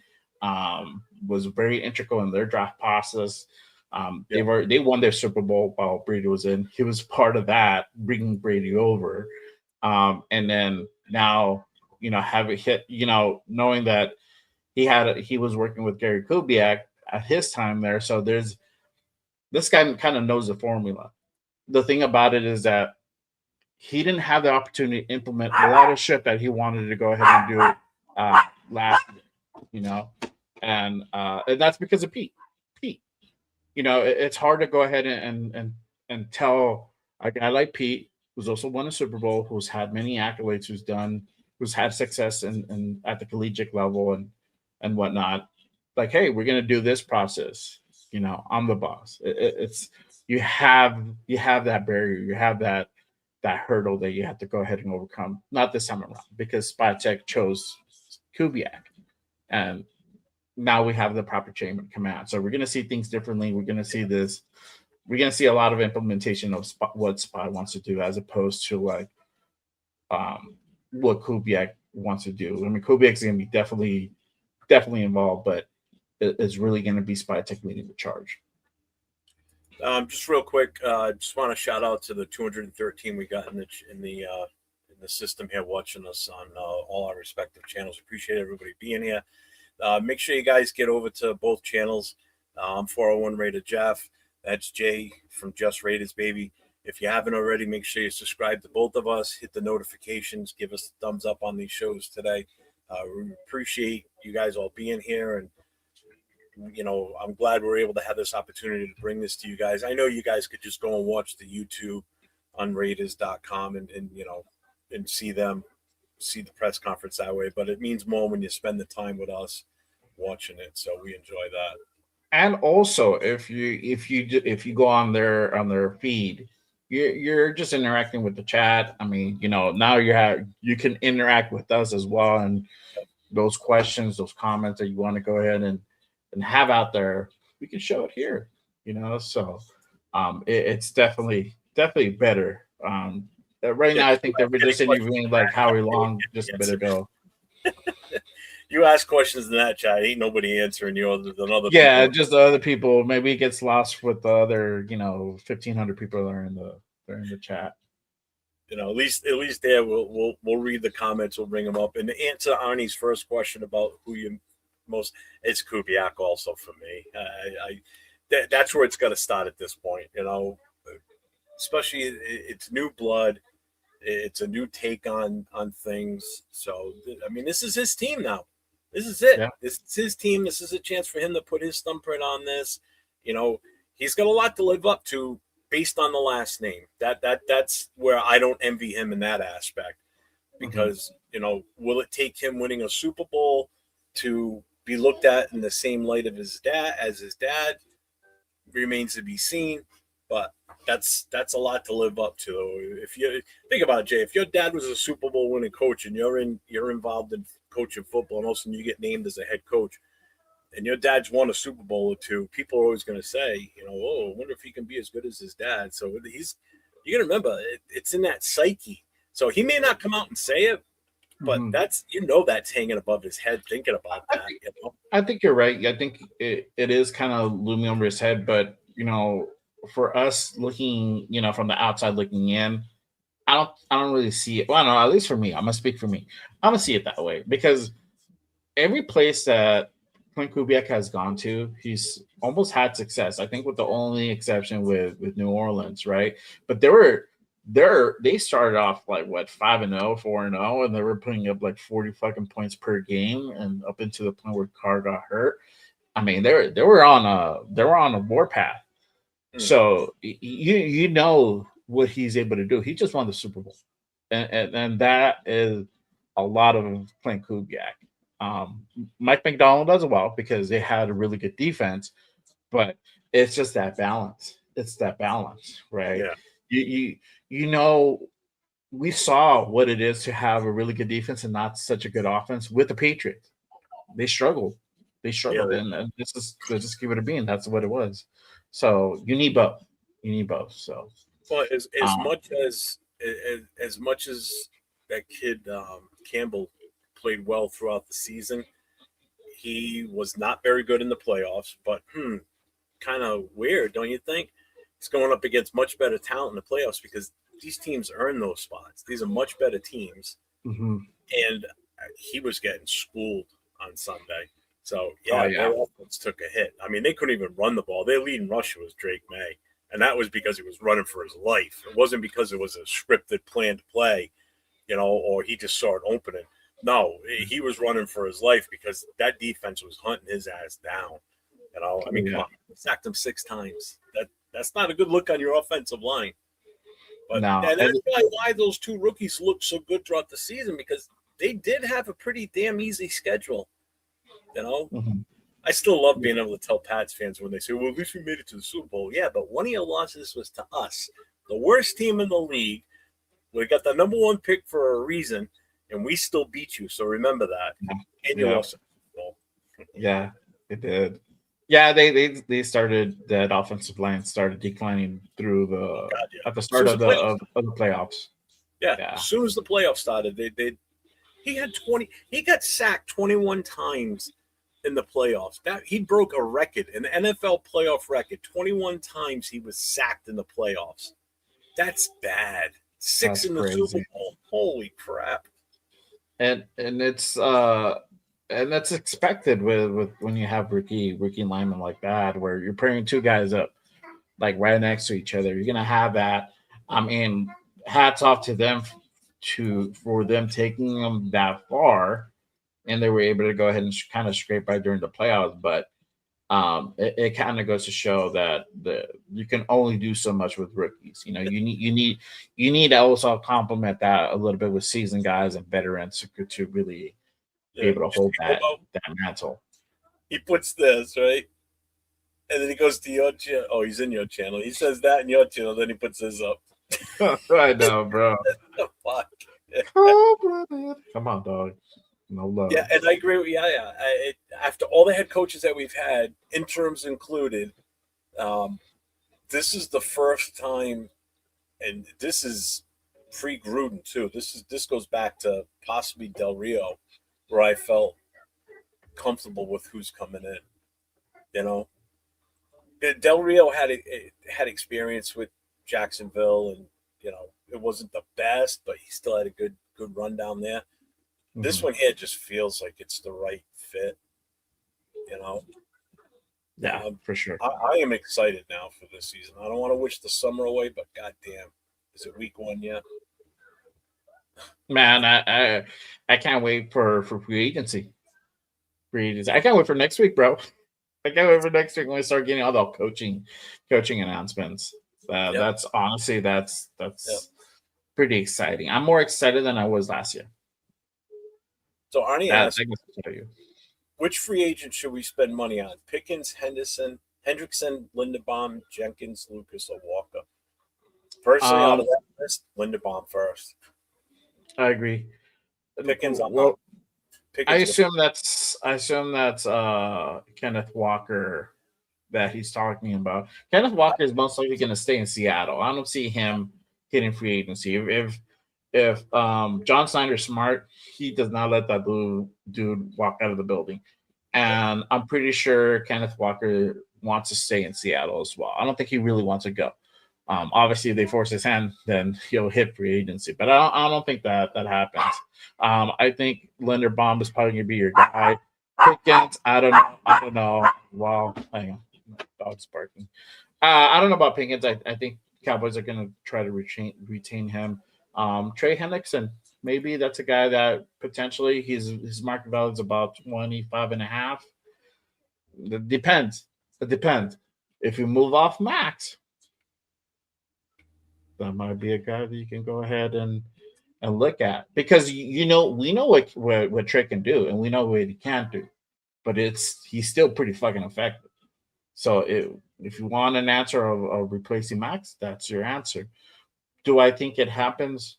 No, I don't think we move off Max, but you can possibly take. I think with Trey, that's a wish list item. If you're able to go ahead and move some things around, and if the DC, whoever's going to be named the DC, really is high on them and really wants to bring him in, then maybe.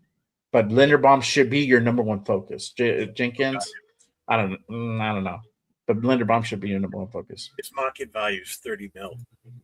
Ooh. That's not cheap for Pickens. Yeah.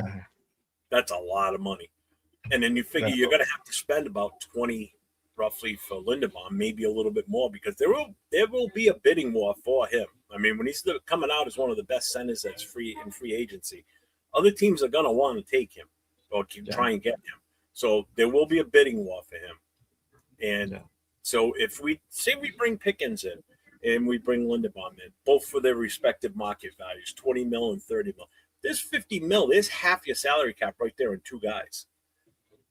Mm-hmm. That doesn't give you a shit ton of money to seriously bring in all the talented guys too. You need to have that balance and that mix, because Walker would require a good chunk of change. He ain't going to come cheap, and he ain't going to come here as a backup. Raheed Shaheed, because we're talking about Pickens, Raheed Shaheed is going to be a free agent this year. 15.5 mil is the projected market value. Yeah, go up a little bit. You're gonna save almost just under half right there. And this guy just won the Super Bowl. We know what he can do. He's talented. He can also kick return for you. Definitely will be motivated to come to Vegas and reunite with Kubiak here. So I don't know. That's a thing to keep an eye out for. Exos came early for Jeff after that Pat Super Bowl loss. Oh, hell yeah, it did. I was happy. No second choice coaches, no retread back. Yeah, exactly. I don't know about Hendricks. I kind of agree with Kev on this one. I know during the season when it was first being talked about, I was like, maybe if we could finagle it to have him opposite of Max,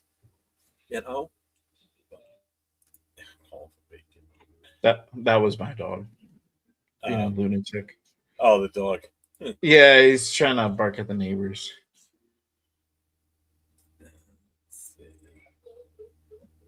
So I mean, out of that rest of that list, I'm not sure. But Linderbaum has to be your number one target, unless again, once Kubiak really gets to settle in and finally, look over the roster and figure out what his game plan is going to be for this offensive line. Like, what is he going to want to do with JPJ? That because it's his decision. It's going to be him and whoever his OC is going to be. What's his goal with JPJ? Does he move him back at center? Which I know I've been saying this since they moved him to guard, that I think he's a better guard. But if they think he's better at center, then I'll trust his judgment, and just put him there. The only thing that scares me with him though is the concussion issues, man. I think this is where you probably would have to start talking about wearing the guarding cap. Yeah. It helps a lot, and you're seeing a lot more dudes rock it, and I think it's a good thing. I don't know how that affects the head mobility or the vision. I think it might. I think probably some guys don't wear it because it affects the head mobility. Maybe it's just an added thing. I think it might be something you just have to go ahead and get used to. I don't know. I think what you just said is right. It's a getting used to phase. I thought I saw when they first started using them, because that was the question some people were asking is how much does that thing weigh? And supposedly you don't notice a difference in the weight. It doesn't add a lot of weight. It's extremely, extremely light. What's foam, right? It's kind of a foamish type of material, I believe, that you just wear on top of the regular helmet, and then they'll put another thing on top of it. Obviously I'll be able to go back there 40 years from now, go to the reunion with the Super Bowl ring. That's very special. Yep. I know this is the second time I've heard you bring up Kenneth Walker, and obviously the performance in the Super Bowl was pretty amazing. But of course, Raider Nation hears that, and we go, well, hey, we got a guy named Ashton Genty that's pretty good, that we think has a lot of upside just in his second year. Is it easy to assume that because you focus so much on the run game, that Ashton Genty is going to be a major focus of whatever this offense develops into? Yeah, absolutely. I mean, that would be easy to assume no matter what team he's on. He's a special talent. So look forward to working with him. And, any success that he's going to have is because we have, we're on the same page as an offense. We give him we give him a great offensive line. We give him, a great quarterback to get in and out of the checks he needs to get into, receivers that are going to block. So, talk my language. He's a tremendous athlete. Yeah, you can see that coming out of the draft last year. But his success will come with team success. All right. Hey, you played DB in college, right? Yeah. All right, there you go. Yeah. Oh man, I just thought we was here. You talked all that offense coordinator. That's right. That's You were given wide receiver vibes. So, when you see the game, what lens do you see it? Do you see it from a defensive back perspective, or have you been able to change that lens? Yeah, I think I'll always see it that way. See it from the back end. When you're, in the pass game wise, when you're thinking about what's going to give them problems, that's kind of where I would start putting myself in that situation. Now that's playing Mountain West football as opposed to these. It's okay. These defenses that we see in the NFL is a whole different league. But I've always, felt like I had it from a defensive perspective. All right. Yeah. So when you're going through the interview process, because you were able to go back to Seattle, you did a hell of a job. You're able to go back to Seattle. So when you're going through the interview process as a head coach, you usually look at the roster, I'm assuming, and you say, okay, these are some of the guys that I'm excited to work with.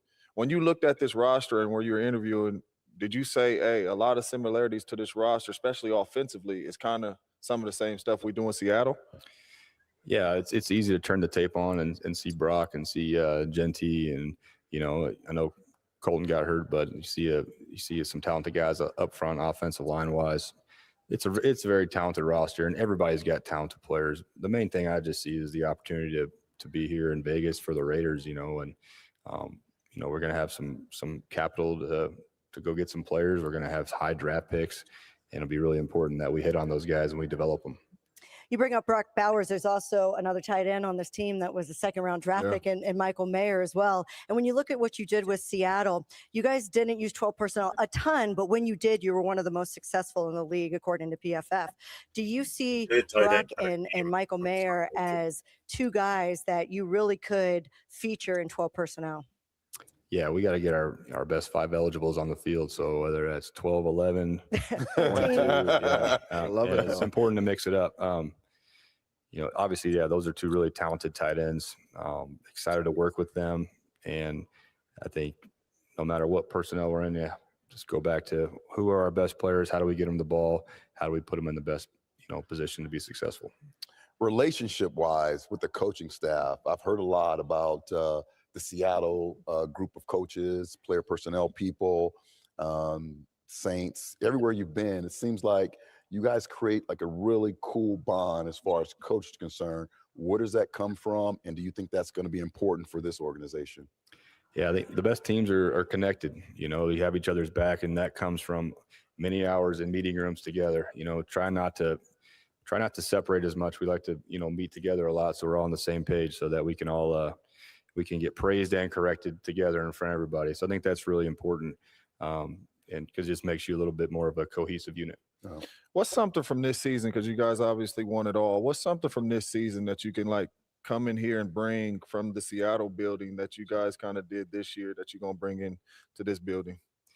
Yeah, to me, Mike McDonald, he had a really connected team. He did a great job of bringing, offense and defense together, special teams coaches and defensive coaches together.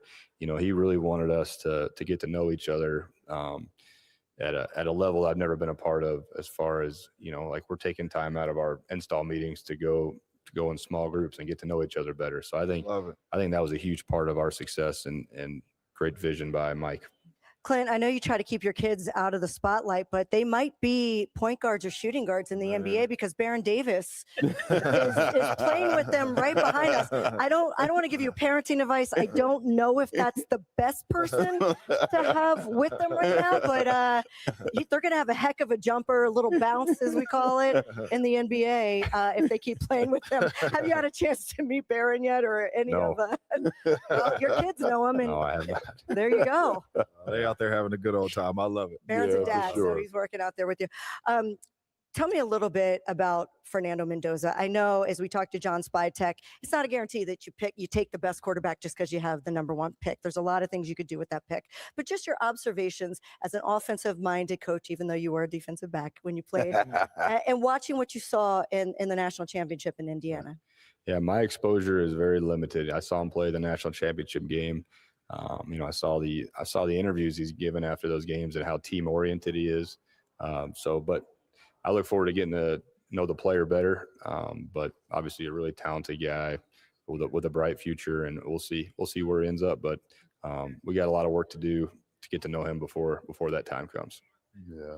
You've been such an incredible guy as far as being able to develop and mentor quarterbacks, different office coordinators. What are some of those things from all those programs you've been a part of that you're able to bring to the quarterback position? Yeah, I think just a really detailed way of going about our business with our quarterbacks and setting expectations early, harping on progressions. Harping on footwork, harping on fundamentals, progressions, footwork, and fundamentals. If we can be great at those things, then we have the foundation to go out and be successful on Sunday. They say y'all got $100 million in free agency. Here I knew it was going to come, Coach. Get ready. Like it's his money. Like he's got it in his bank account. He's just going to go spend it where he wants to spend it. He wants you to spend 50 of it on a #1 receiver, because a receiver wants to give a little love to the wideouts. No, Go ahead, JJ. He wants to be in the program. He actually wants you to spend some on him. He's been stretching and working out. Get my question out. If you need me, red zone only, man. You know what I mean? I'm ready to go, man. No, but we're happy to have you, man. Congrats. Yes. Man. You go enjoy that parade tomorrow, man. Celebrate, because I know that's a heck of an accomplishment, man. Yes, but it is. congratulations. Thank you, guys. Welcome to Raider Nation. Yeah, right. Thank you. Thanks, Coach. Appreciate it. All right, Klint Kubiak, head coach of the Las Vegas Raiders.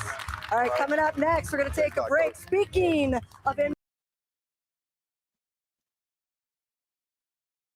All right. What's up, James? What's going on? What are your plans to shore up the O-line? My plans? Get a better offensive line coach, first of all. The good thing is Bennett supposedly is going to be coming over with him from Seattle. So that in itself right there is a great start. Hopefully the perfect start, to be honest with you, is getting that offensive line in the right position, getting guys in the right position, and then whatever we do in hold on. This is hello?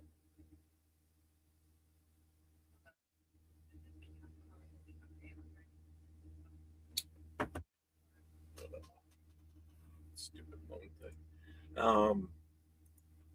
Yeah, it'll be interesting to see. Again, free agency is going to be starting really soon here. It all depends on what we do in free agency. If we can get the right veteran leadership of offensive linemen in here to shore that up. I think with the right coaching, you're going to see better results from Caleb Rogers, Grant. I think you'll get JPJ back on track with this offensive setup.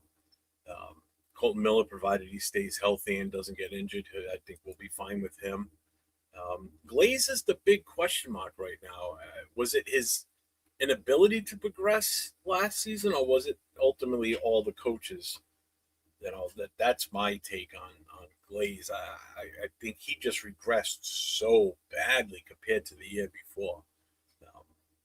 And it showed big time on the field, and just he couldn't stop anybody. He got burned so bad this year. In 2024, he looked good, But when the whole offensive line regresses as bad as they did last season, that's totally on the coaching. And now we know about Brendan Carroll and how that all went, so it makes sense as to why they were that bad. Something about Mark Davis. Let's see.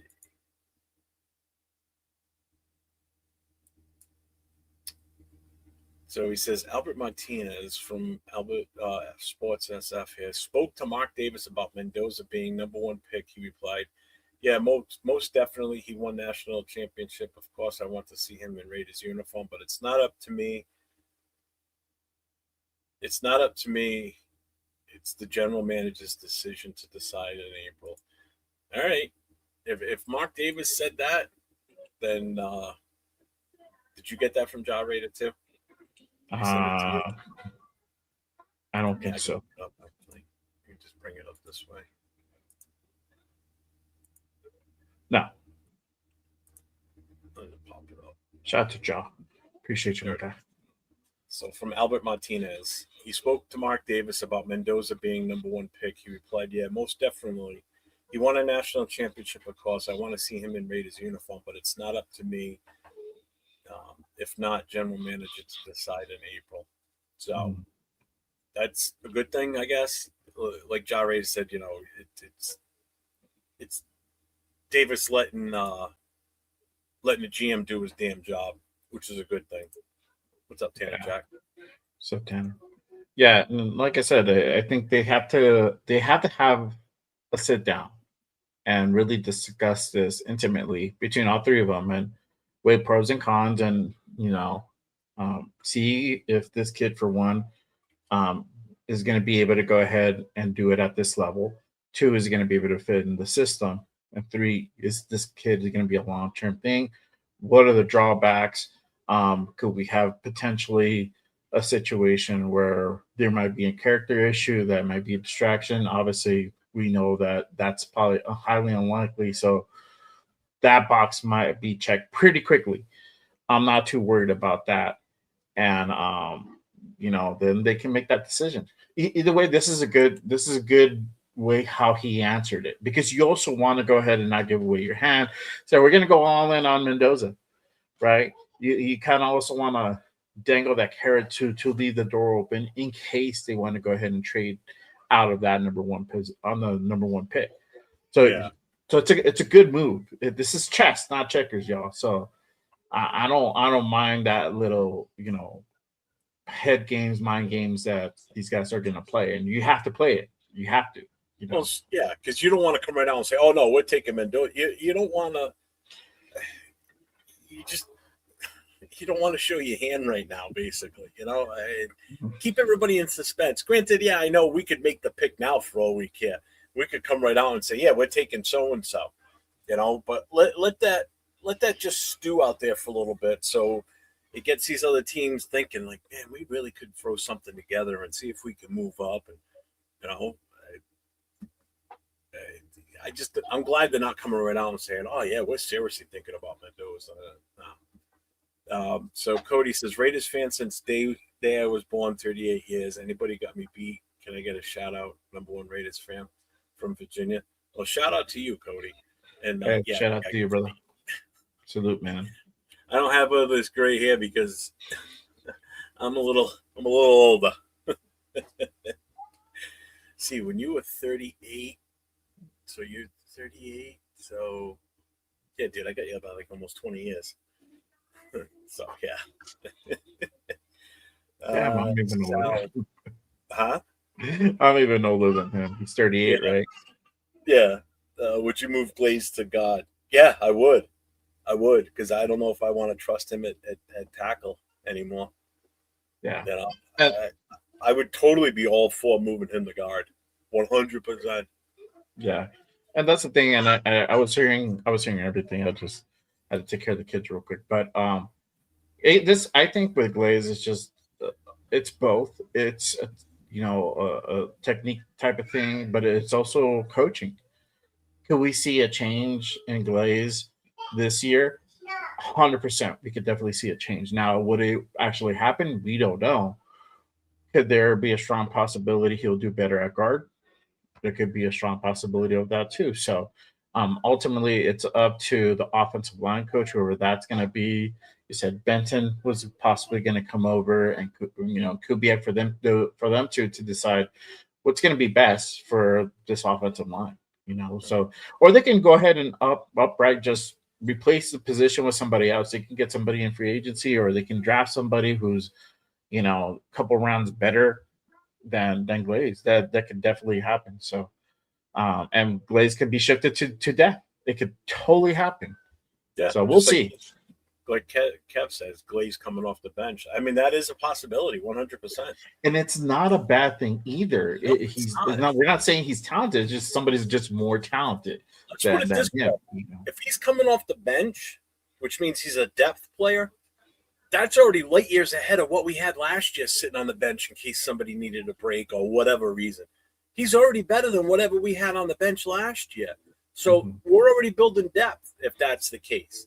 So if we bring in a free agency, say we get Linderbaum and we get another offensive tackle, okay, and maybe even another guard in free agency, you don't know what we're going to pull in. And it gets to the point where, well, these guys are better than Glaze, so we're going to put Glaze on the bench. He's going to be a backup now.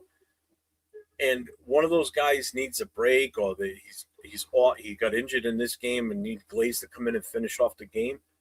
That's way better than what we had last year. I would trust him coming off the bench 100%. 100%. That we had nothing last year. Our best off the bench last year was what? Let's see. Forsythe, because we only brought him in because Miller got hurt. That was a last-minute fix. Kappa was a free agent move. Kappa was the only true free agent we brought in on the offensive line prior to the season starting, or training camp starting. That still blows my mind that we. Cody asked, should we trade Crosby for an offensive star? I want draft picks. If we're gonna trade him, I want draft picks. That's what you'll probably get. Yeah, to be realistic. What's up, Danny? He had been a fan since 70s. Oh, so you're right around me. I have a 74, 75 season in that range. Hey. Oh, you're welcome, Cody. Oh, Jason's in the house. Never tell a person a car is for sale. If they want it, they will overpay. Correct. Absolutely. Let's see. What's up, Darkside? What's going on, my guy? We're actually about ready to hop off of here. We've been on for just over 2 hours, so we did have the phone lines open. We had a couple of phone calls. I appreciate the people that did call in. It worked. I still got to work on how they can hear other people on the panel with me. But this will be a regular thing on my Friday night show. There you go. There you go. That's what's up. So, and again, anybody wants to call the number at any point and leave a voicemail, I will listen to those voicemails on Friday nights. So the phone number is 401-830-9189. The line is always there. So you can leave a voicemail and I will listen to it live on the air. I'm not going to listen to them ahead of time. I'll save those for that show. But you will see Jay and I on tomorrow night, Wednesday night, on the Raider Connection, along with, as you see it scroll along the bottom there, along with Cheeto Linus and LB Raider 10. And obviously we'll be covering this big time tomorrow. Tonight I will be on with Cheeto and Raider Will from Silver and Black Podcast for the Most Notorious Podcast tonight at 10 o'clock Eastern time. Jay, what else you got coming up? Anything? No, that's it for me. Just for tomorrow, the Raider Connection, and then obviously if there's any news happens, if somebody gets named, like coordinator gets named, then I'll probably jump on for a short show. So that's why make sure you guys go ahead and hit those notifications on both channels. You don't want to be left out in the dark. If news drops, we go on. You already know. I said this yesterday. I'm like, we're going to go on for the presser. This is a big moment for Raider Nation. This is we waited for this guy for a while now. So we finally got him, and let's go ahead and celebrate for sure. Yeah, I'm glad you and I did this today because this was a perfect setup today. Doing this was fun. Yeah, I like this. Sure. And it was an enjoyable press conference. It really was. It felt good. I'm smiling about everything for the first time in a long time. It's like I can see the tunnel's long as hell, but man, there's a little pinhole at the bottom. Way down there. That's just starting to show a little light. So, yeah, Martinez, we actually played it when he was sitting down with them on the field. Yeah, I like the way he talks. I like the way he handles the questions. I'm excited. So, what's up, Darren? What's going on, guys? Okay. Yeah, it was a great press conference.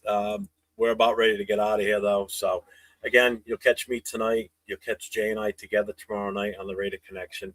And my no huddle on Friday night. I don't know what's up with Thursday night yet, Whitney. I got to talk to him if he's going to be going to Disney World or Knott's Berry Farm or wherever he decides to go this week on a Thursday night. So, I don't know. Is Disney on ice in town? I don't know. I'm pretty sure he'll figure something to do. Yeah, Darren, we've been on for 2 hours and 15 minutes, brother. Sorry. But I'll be on tonight. So I'll see everybody. Everybody have a wonderful day. Thank you, everybody, for being here. Jay, thanks for joining me today. I appreciate Thank you for having me, man, for sure. No problem, man. That's always the way. And stay safe. Go Raiders, baby.